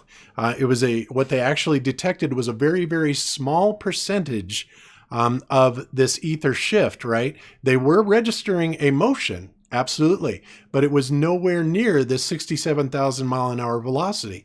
So what exactly was it that they were picking up? Well, in the apparatus that Michelson-Morley used, what was going on there was the interferometer that they were using was still picking up this tangential velocity that was coming from the ether, from the stars, right? So it was actually registering as a very, very, very small percentage of ether movement. But that was not from any forward velocity of the Earth going around the sun, but again, it was picking up those heavenly rotational energies. And this is exactly why they called it a null result. And I also want to say, guys, by the way, that even with all this heliocentric nonsense, and as bad as the Masons want to convince us that the Earth is moving, if this was really true, if the Earth was really moving, they would have used these experiments and the Sagnac experiment to claim today that this is irrefutable proof of the rotation of the Earth. Guess what? They do not. Why don't they? Because then they would have to explain the null result that was come upon by Michelson-Morley, right? When we were trying to detect a much higher rate of speed through this luminiferous ether, right? But it wasn't there. They tried to do it. They couldn't do it. They didn't want to elaborate on it because they couldn't even prove the rotation of the Earth. They couldn't even prove the rotation of the Earth around the sun, excuse me. So there's a big problem there.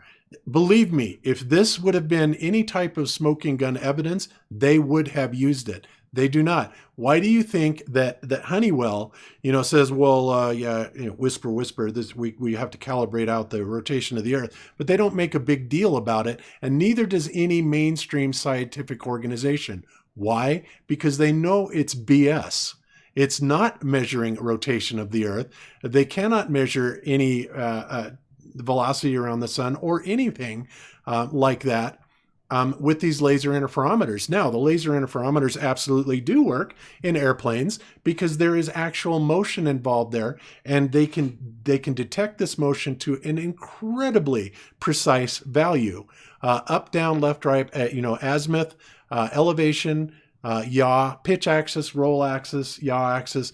Absolutely, they can get this precisely. They can also do the very same thing with accelerometers. The The accelerometer in your phone is an extraordinarily sensitive instrument. And once again, we still cannot be detecting any of these rotational energies. And of course, what is the reason for this? Oh, it's gravity, man. Gravity's resetting everything. And so, yeah, it's gravity. What a bunch of nonsense. This is not true. None of this is true. So again, Mr. Godless Engineer, can you explain to me, if this is such convincing proof, then why isn't the mainstream using it? They're not, and they won't, and they can't, because it is not proof. And in fact, it is proof of quite the opposite, that it is indeed the celestial sphere above us that is rotating. And I think, as we continue to do this and we replicate these experiments in FE core, especially Aries failure, the Aries failure is such an incredibly simple concept of how it works, that anybody that's ever even looked into it will be amazed at it. And yet the conclusion is absolutely irrefutable. So Ryan, any comments on that? Yeah, one thing to know is that Einstein's theory of special relativity or advanced relativity is a result of the Michelson-Morley experiments, and Einstein had to somehow prove that the Earth was actually moving around the sun, and that's where he invented length contraction, time dilation, and mass increase. And all that was a direct response to the Michelson-Morley experiments, because he had to somehow prove, that the results from the Michelson experiment were wrong, and so he did that by shrinking the actual apparatus that was used to fire the laser, and so the light beam. And so, it's one way to basically refute the results of these experiments is to claim that time dilates, mass increase, and length contracts, when in reality none of that has been observed. And the funny thing that I see all the time, and because I follow various physics journals and whatnot, and they always have to confirm Einstein's theories, and even to this day they're still, any opportunity they get, they will use some sort of evidence to say, oh, Einstein must be right because of this, that, or the other thing. And so I find it interesting that they always have to keep reinforcing that Einstein was right, when really there hasn't been a single experimental evidence to show a length contraction, time dilation, or mass increase.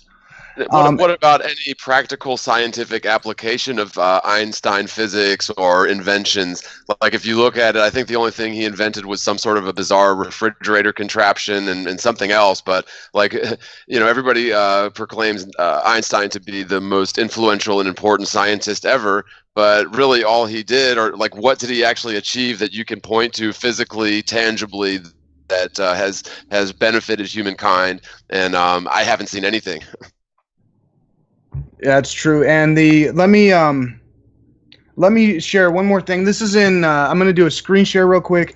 Okay. This is in reference to the Adiro units, which are manufactured by Honeywell. Yep. And a lot of times I get a lot of times you'll hear from the Sphere side say, well, just ask an airplane pilot. They know whether the Earth is a sphere or round.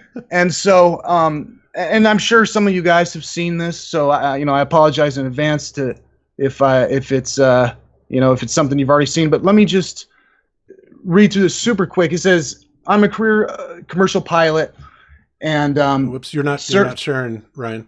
Just FYI." Oh, let me. There we go. Now we're on.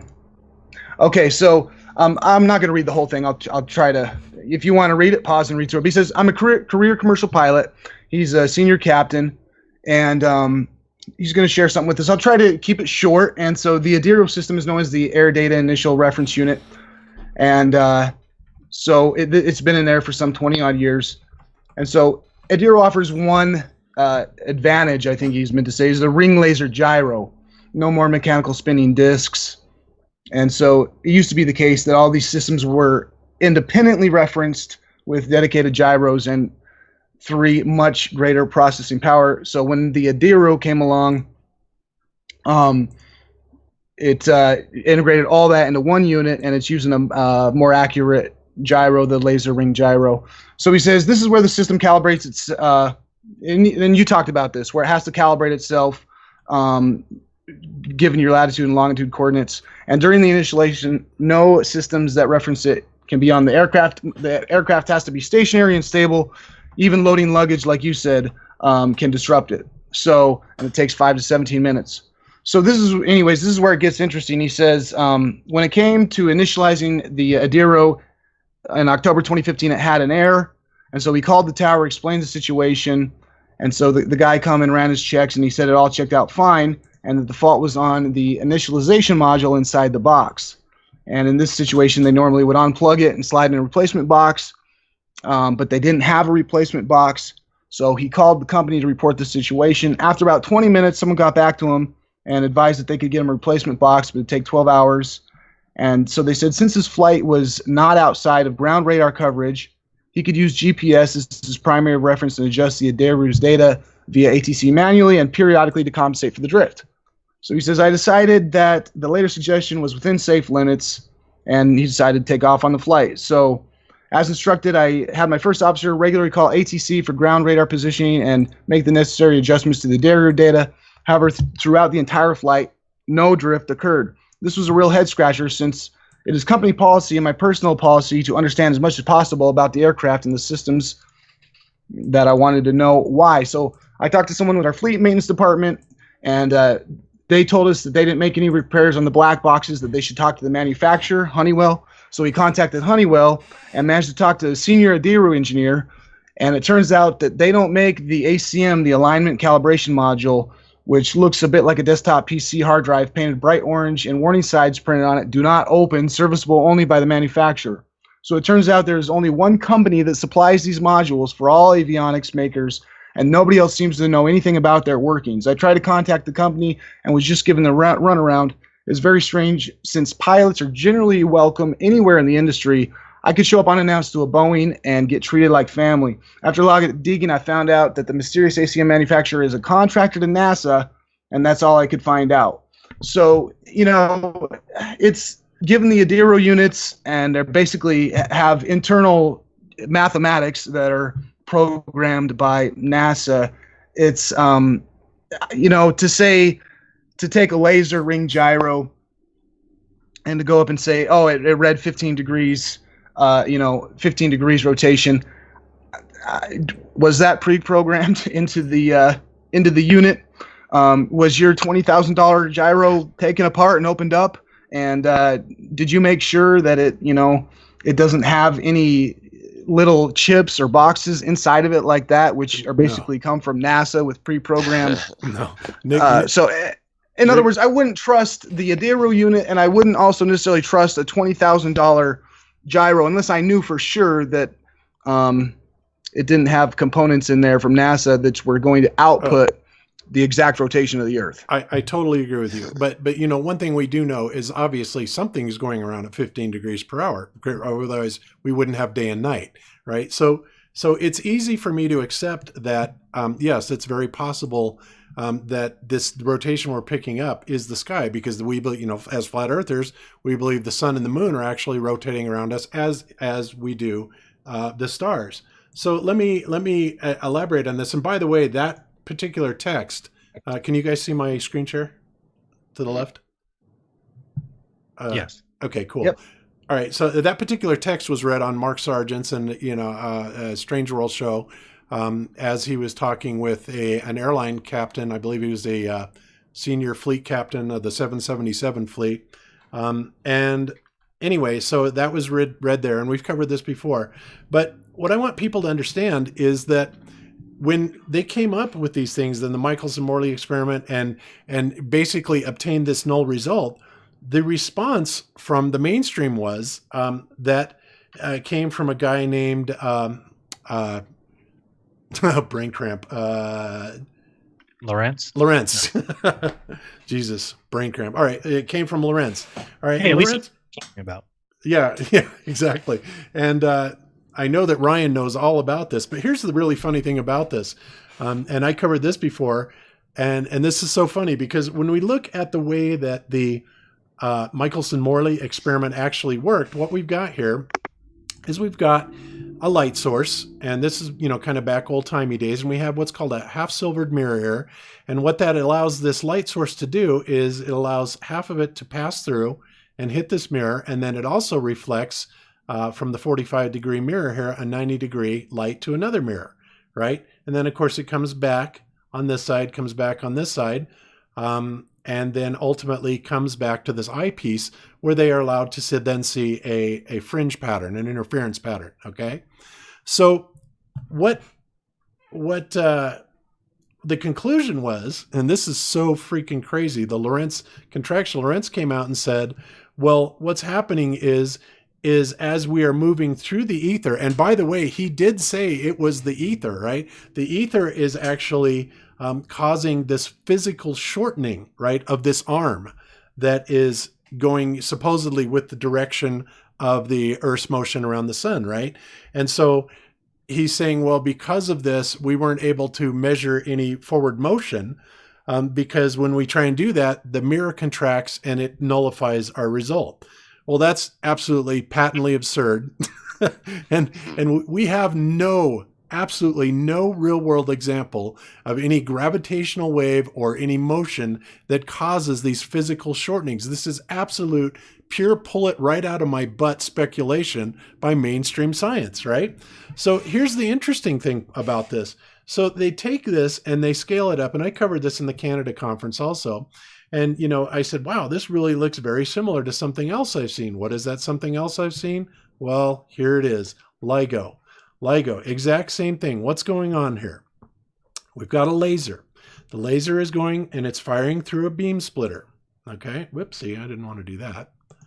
It's flying through a beam splitter. Half of the beam is then going to a mirror. The other half is going to another mirror. It's being reflected back. It's going into a light detector. Obviously, this is 21st century technology, but essentially what it's looking for is an interference pattern or a slight phase differential in the wavelengths of the laser beam. And remember, a laser is a coherent light, which means that it is simply at one single frequency. So they can literally do a phase comparison as it comes back. Great.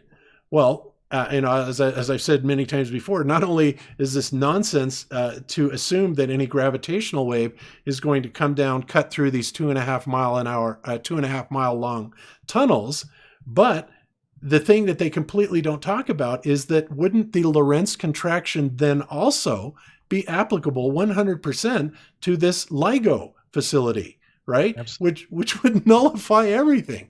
So, comments on that, Ryan? Well, I would. Go ahead. You're right on the dot on that. It hadn't occurred to me until you said it, but it's obvious as the day is clear. If you Can I read a little portion of Robert Sungenis's book on Einstein? I just think it's important here because he says, but the diehard Copernicans of that day were not about to accept the results of Michelson's experiment. They knew the catastrophic scientific, cultural, and religious implications if it was experimentally shown that the Earth is fixed in space. In a word, the whole world would have been turned upside down, literally and figuratively. Pressured to provide a scientific answer to the world, they searched for a way to make it appear that the first light beam did indeed provide 6/6 of the retarded speed required for an Earth moving around the sun. To do so, they thought up of an ingenious but devious explanation. As noted above, they claim that the Earth's movement around the sun contracted the metal enclosure in which the first light beam traveled. If the length of the housing is contracted, then the first light beam does not need to travel as far as when the housing is not contracted. This would account for why the speed of the two light beams did not differ much. With this contrived explanation, they proposed to the world that the contraction of Michelson's apparatus was the reason the Earth appeared to be motionless. In effect, if someone said to them, you claim the Earth is moving, but you admit you cannot detect the movement by any experiment, they would simply retort, well, we can't detect it because every time we try and do so, the length of the experimental apparatus shrinks just enough to conceal the movement, which makes it impossible to measure the Earth's movement. So, so according to that, the LIGO should not work. Correct. It should return a null result, and it shouldn't be able to be used to. Definitely, it wouldn't detect the rotation of the Earth. Maybe it could detect. No, it wouldn't even detect the motion of an airplane because the motion of the airplane would cause the apparatus to shrink. Right. Right. And It was 1905 in the special relativity theory that Einstein invented in 1905 was solely to answer the Michelson experiment, as he himself said, to the question whether or not the motion of the Earth in space can be made perceptible in terrestrial experiments, we have already remarked that all attempts of this nature have led to a negative result. Before the theory of relativity was put forward, it was difficult to become reconciled to this negative result, meaning that the theory of relativity was simply invented to cover up the fact that tests were showing that the Earth does not move. And in this book, I think it's called Earth Mover, there's physicist after physicist after physicist quote saying, this is Arthur Eddington, there was just one alternative. The Earth's true velocity through space might happen to be nil. Physicist Bernard Jaffe, the data of Michelson-Morley were almost unbelievable. There was only one possible conclusion to draw, that the Earth was at rest. Physicist Adolph Baker, thus the failure of the Michelson-Morley to observe different speeds of light at different times of the year suggested that the Earth must be at rest. It was therefore the preferred frame for measuring absolute motion in space, yet we have known since Galileo that the Earth is not the center of the universe. Why should it be at rest in space? That was Adolph Baker. You have physicist James Coleman. The easiest explanation was that the Earth was fixed in the ether and that everything else in the universe moved with respect to the Earth and to the ether. Such an idea was not considered seriously, since it would mean in effect that our Earth occupied the omnipotent position in the universe, with all other heavenly bodies paying homage and moving around it. And this is what I've tried to point out numerous times about the physicist Hubble, that when they have an option, that one of the options is that the Earth is standing still, they ignore it. So it's just said that the easiest explanation. So get this, we're doing a test, we make an observation, and the easiest explanation was and remember, Occam's razor, the easiest explanation was that the Earth was fixed in the ether and that everything else in the universe moved in respect to it. But it says such an idea was not considered seriously, since it would mean in effect that our Earth occupied the omnipotent position. So again, this is a predicament where if it means the Earth is central, if it means that we're important, if it means we have a preferred place in space, they will do whatever they can to the opposite. So this godless engineer is hilarious. He's putting on Bob exactly the whole problem that has led us here, which is all these scientists basically devising experiments and doing whatever they can to not allow the Earth to be at rest. So it's just one. I mean, there's more quotes from physicist John Norton, physicist Richard Wolfson, physicist Douglas C. Canoli, all saying this one right here. The null result was one of the greatest puzzles of physics at the end of the 19th century. One possibility was that velocity would be zero and no fringe shift would be expected, but this implies that the Earth is somehow a preferred object. Only with respect to the Earth would the speed of light be predicted by Maxwell's equations. This is tantamount to assuming that the Earth is a central body in the universe, which cannot be true. So he's already assumed that the Earth is moving around the sun. And the interesting thing about that is Einstein himself said that it could be either one and nobody would know. I'm reading from The Evolution of Physics by Albert Einstein, and I'm on page 224. He says, the struggle so violently in the early days of science between the views of Ptolemy and Copernicus, which is, an Earth at rest, geocentric or heliocentric, would be quite meaningless. So the struggle is meaningless. Either coordinate system can be used with equal justification. The two sentences, the sun is at rest and the Earth moves, or the sun moves around and the Earth is at rest, would simply mean two different conventions concerning two different coordinate systems. So to assume, the preferred model, which is the Earth moving around the sun, is completely illogical, at least according to Einstein, because according to him, either system can be used, and it just means a different, you're using a different coordinate system. Right, which is the whole basis of relativity, right? And yet they teach if relativity is real, which means it's all relative. If you're on the Earth, it looks like everything's going around you. If you're on the sun, everything would be going around it, etc. If you're able to say that, then why are we teaching children in schools that the Earth goes around the sun?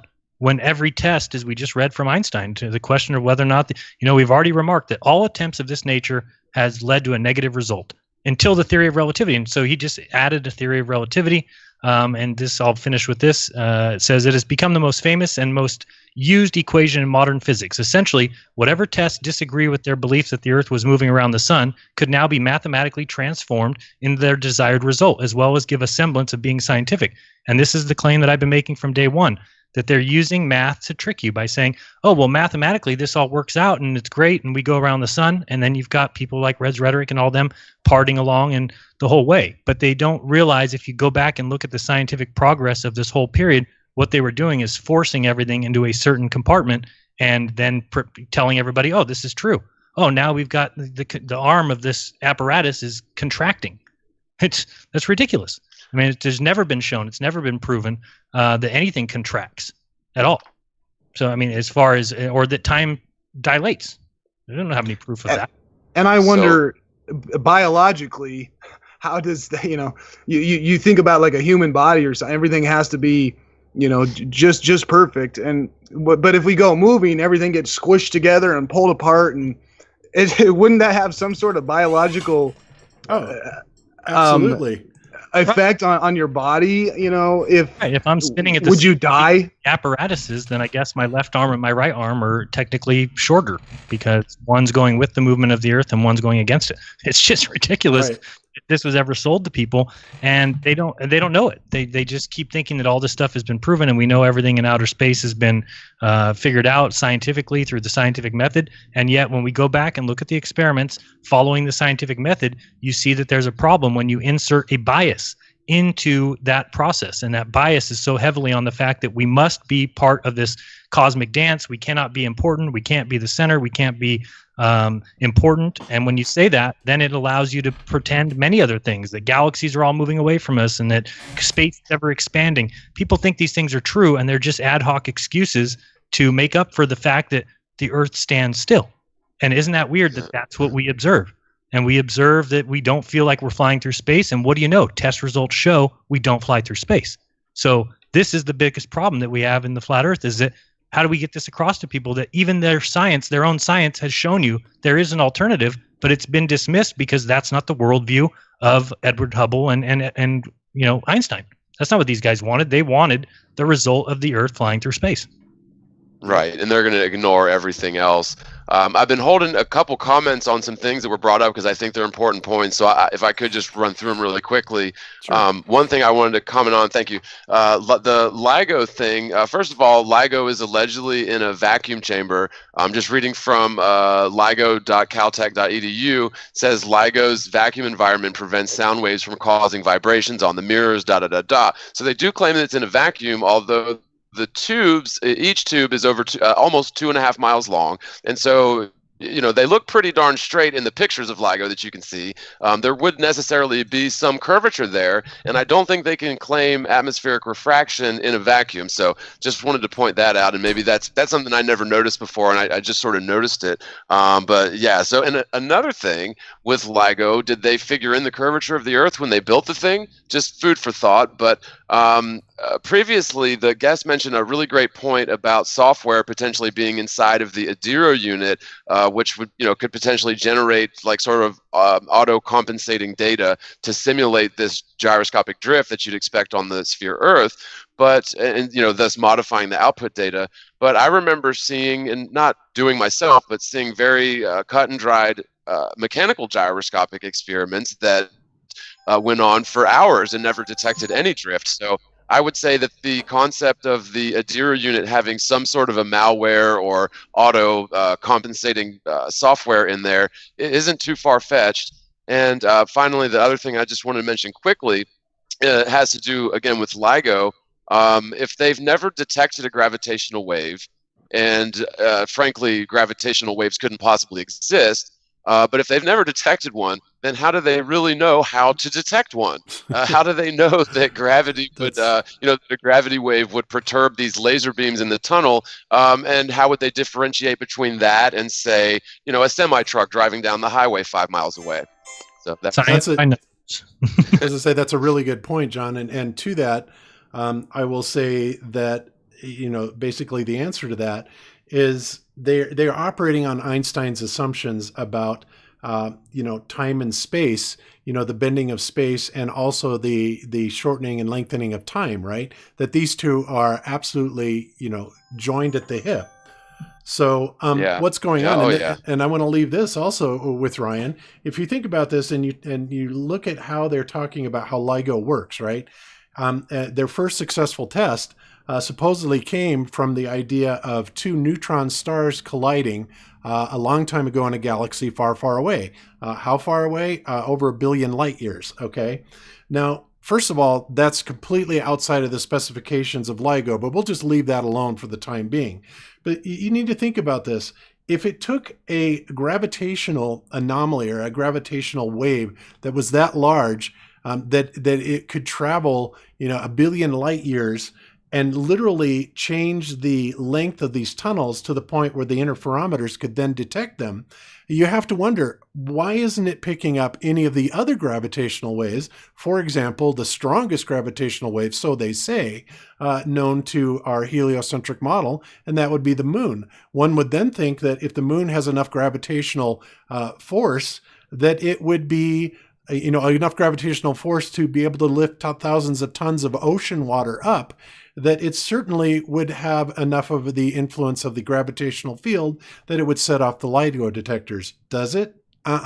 Again, they have to resort to an event that allegedly happened by something they couldn't see a long time ago in a galaxy far, far away, using science that is completely speculative, has never been proven, about this whole idea of time and space being malleable, which is absurd.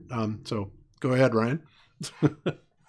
You're right on the dot, and there's been a lot of stuff today that I hadn't even considered, which is definitely going to be digging into this stuff over the next weeks and probably months to try to come up with some answers. But that's a really good observation concerning the moon's gravitational pull. Why isn't that detected at all in any of these devices? At the end of the day, it seems almost I don't know, it without having hands-on access to the gyro, but even with something like LIGO, it's there's obviously a lot of questions that we don't have answers to, and there's a lot of problems with the experiments that we're doing and that the sphere earthers do to prove their side of the story. And so it's a lot of over the last year I've been really immersed in atmospheric refraction and the mathematics revolving that.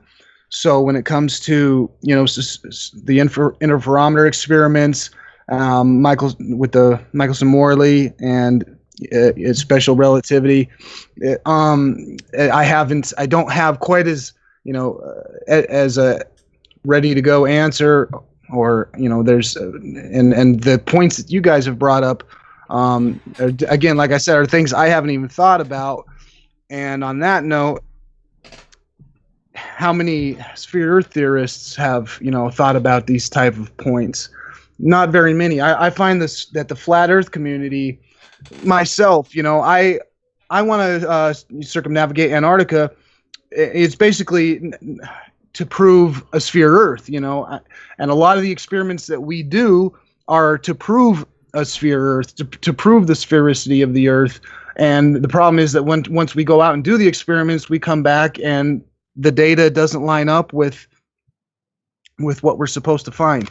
And this is a good example of it.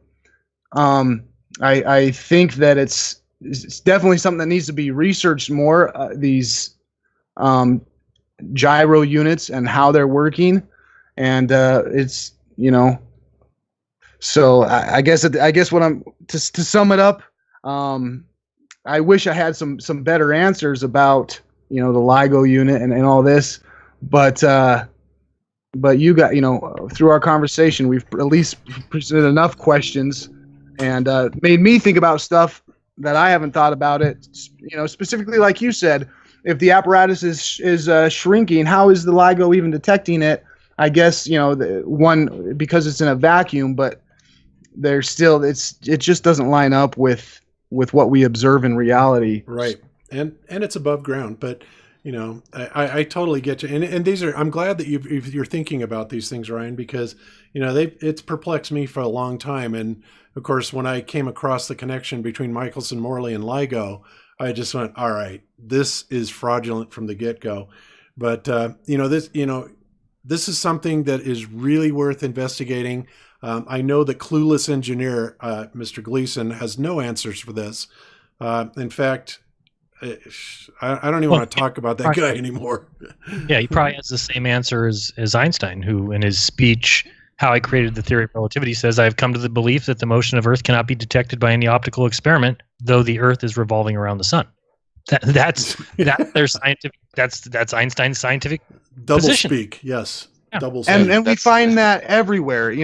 Like I said, I've been very immersed in atmospheric refraction, and I wanted to learn how to compute atmospheric refraction by hand on math on paper, and so I did that. It took, it wasn't an easy thing to do. But in that process, what did I find? I find that you have to plug in the radius of the Earth in order to get your result out. So that lines up exactly with what Einstein says, which is we just assume that the Earth is a sphere, and so we're going to plug that number into our experiments, right. And when the result comes out to verify, then we'll know it's real, and that's essentially petitio principii, which is right, begging into question. You're using a sphere Earth, to prove a sphere Earth. If you're going to prove that, the Earth is a sphere because of terrestrial refraction and light bends down, so we can see things up, and then you're using in your math formula, 3,959 miles as the Earth's radius.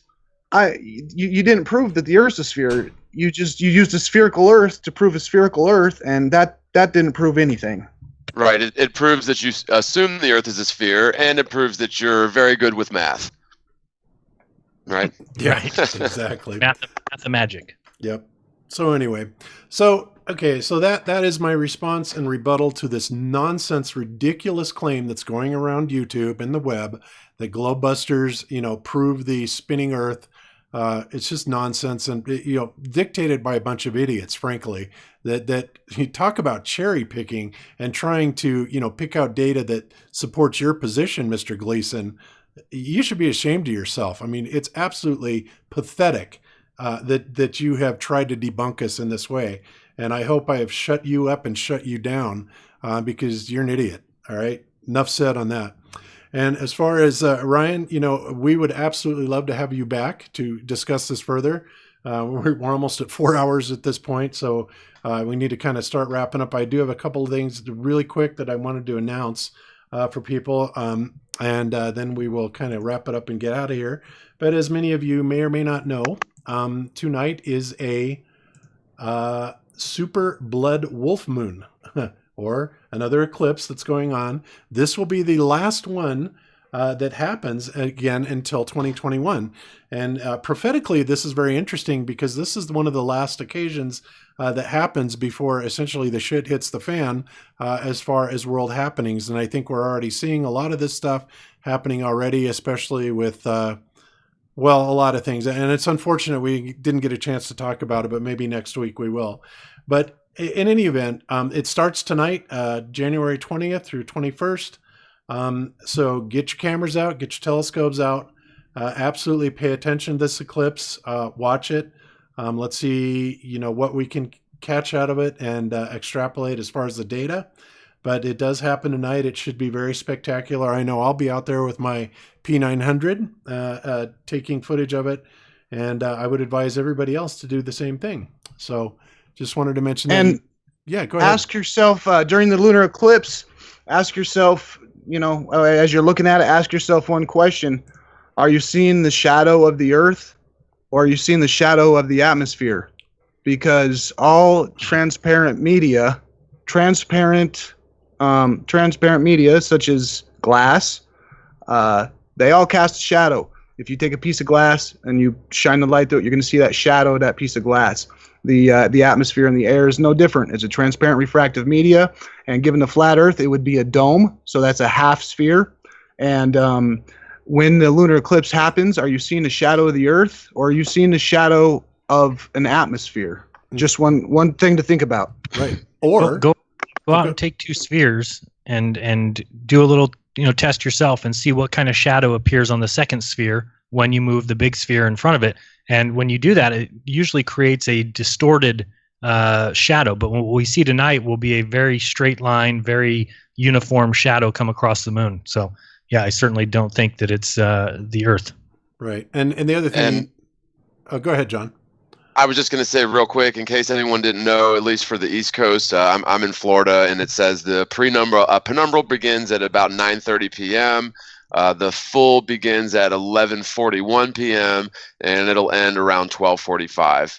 So there you have that. Yep. And the other thing to consider also, guys, is it is not unreasonable to assume that there are other bodies up there that we don't know about.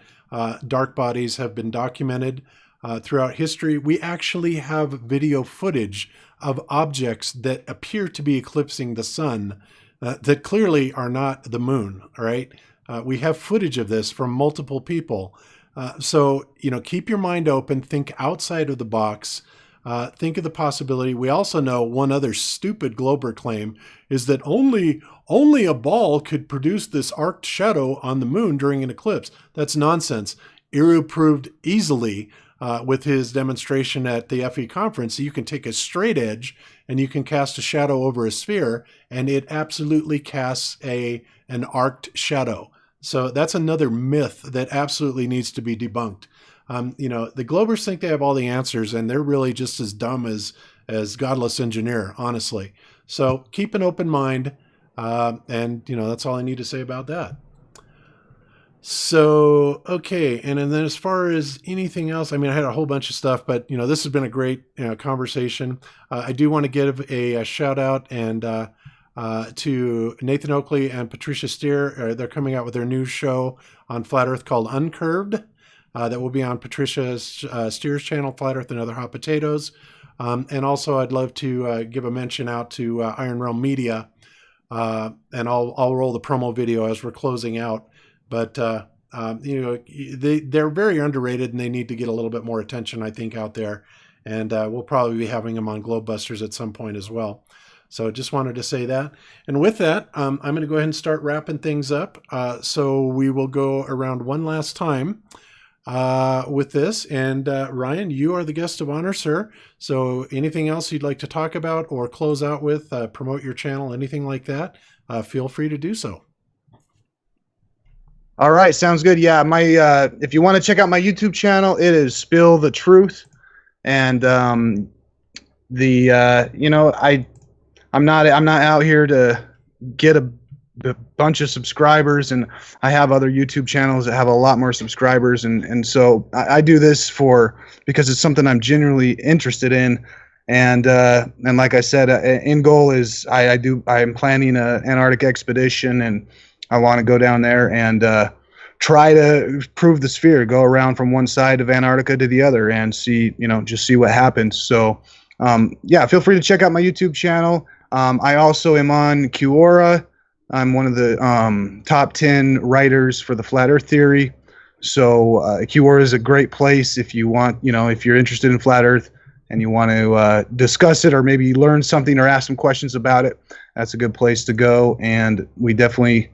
the more intelligent, open-minded people who are answering questions and asking questions, the more we'll learn as a group. So feel free to check out my YouTube channel and Quora, and definitely keep an open mind and don't believe Masonic lies. That's what I got to say. Amen to that, Ryan. Amen to that. Beautiful. Okay, so next up, John the Morgile. What you got going on, and where are you going?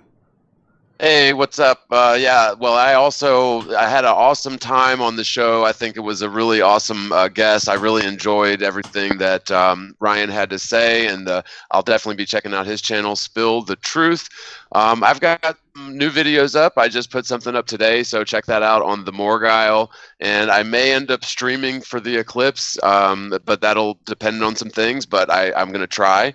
But at least it's not too late that we get that totality. So I'm really looking forward to that. And other than that, just everyone, don't forget to subscribe to my channel, the Morgile. All right. Beautiful. All right. And last but certainly not least, Jeran from Jeranism, what do you got coming up and what are we going to be doing in the future? I guess we could kind of talk about, also in addition to your additional live feeds that I will be making appearances on the Jeranism channel with Jeran for some of these shorter presentations that he's doing. But other than that, what else are you doing, Jeran? Yeah, just always new stuff. So keep an eye on my channel. Always adding new videos. Also trying to highlight other channels. So this week I did a video with Ranty, and yesterday with Nathan Oakley, just to kind of go through his housekeeping questions and how important those are. So so there's always new stuff on the Jeranism channel. And then just to announce, as far as later this year, 27th through the 29th of September, I'm going to be in Amsterdam at the Amsterdam Flat Earth Convention. So please check that out. You can go to feconvention.com if you want to take a look at that. I know they're going to be adding more speakers as we get closer to that date, but I've already been announced and my ticket has been purchased. So I'm on my way to the Netherlands, so that should be fun. But besides that, no, just keep an eye on my channel, and appreciate Ryan. That was great meeting you today and looking at your stuff, and can't wait to see some more. I love people in the scientific community getting involved in this debate. It's probably the best. Okay, beautiful. Well, let's see. Now we have David saying something about dying laughing. And by the way, I'm showing the Quora page that Ryan is a top commenter on. Like I said, he's got some fabulous information, and we are really glad to have him in the community. And certainly, Ryan, I would love to have you back quite often on Globebusters, as the things that you're studying and in the way that you're doing it are right up our alley, and this is absolutely beautiful. And I will be making the introductions to FE Core as well, because I know that you're very interested in the work that we're doing, so that's cool. So let me see what it is that David put here, and we'll play this really quick. Okay, what does he say? Trust me. Close the show with this. Okay, David, we're going to trust you. We are going to do a blind reaction to this. We're going to play it. So let's do it. Here we go, guys. Hello and welcome to No Lies, Domed Skies. I'm your host, Patricia Steer, and this is impersonating popular flat earth YouTubers.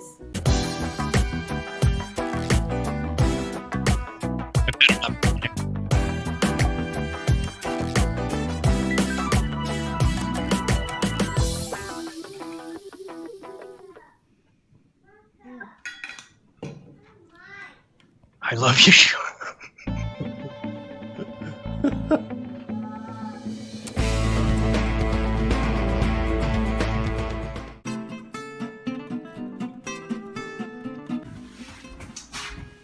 Hey, aren't you one of Dean Nodel's disciples? Oh, what? No! You got the wrong guy, dude! No, I'm pretty sure I saw you. No.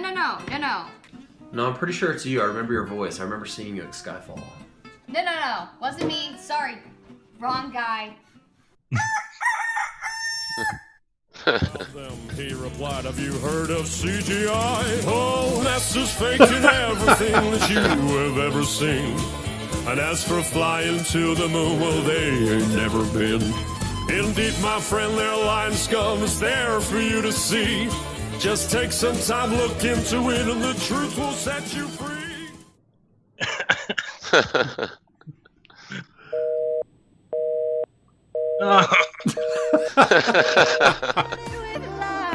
Oh no.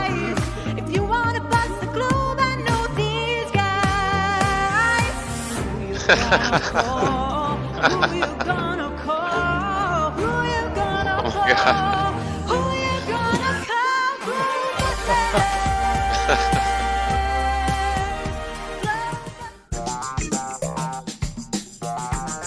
That's just why I think there's no curve.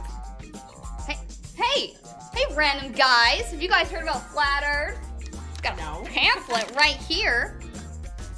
Actually, do you guys have a house? Because I need somewhere to stay.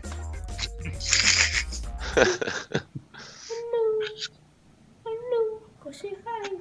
That must be Greer. I'm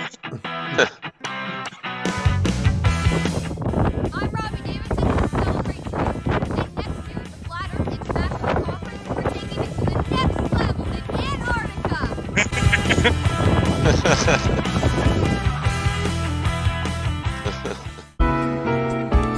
No dogs allowed.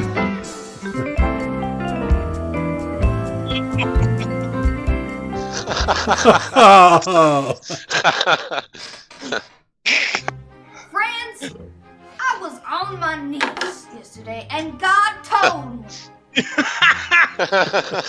everything Rob Skiba says is wrong.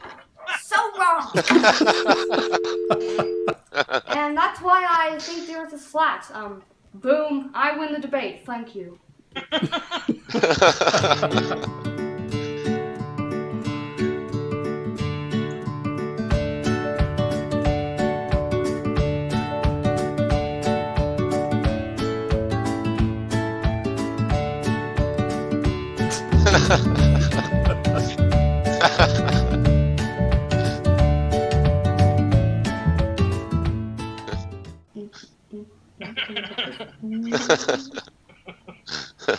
I love the records taped up on the wall.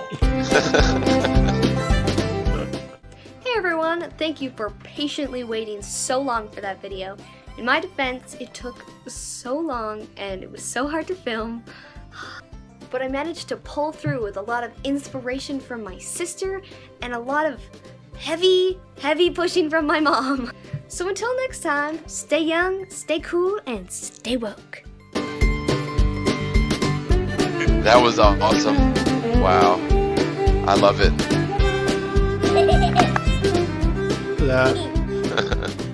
That was absolutely precious and priceless. I loved it. Okay, so that was No Lies, Dome Skies, aka Summer Lowen. And thank you for that, Summer. That was hilarious. And thanks, David, for bringing that to our attention. That was hilarious. Great. Super. All right. And with that, we will go ahead and wrap it up and get out of here and catch you guys next week. Loving that short format. Yeah, 4 hours again. And we didn't even have Iru on today. Geez, what's the deal with that? But anyway. All right, Ryan, like I said, thank you so much for being our guest. You were awesome today, and we absolutely want to have you back on again. And I look forward to maybe even collaborating on some projects with you. So sounds great to me. Thank you. Thanks, Ryan. All right, guys. Talk to you guys soon. Thanks for Love you watching, guys. everyone. Don't forget to subscribe. There you go. All right. Well, his link is in the description, everybody. So, all right. With that, we're out of here. And we'll catch you guys next week. Until then, be good to each other. Don't lie to each other. Open your mind. There's truth inside. Peace out, everybody. Peace, y'all.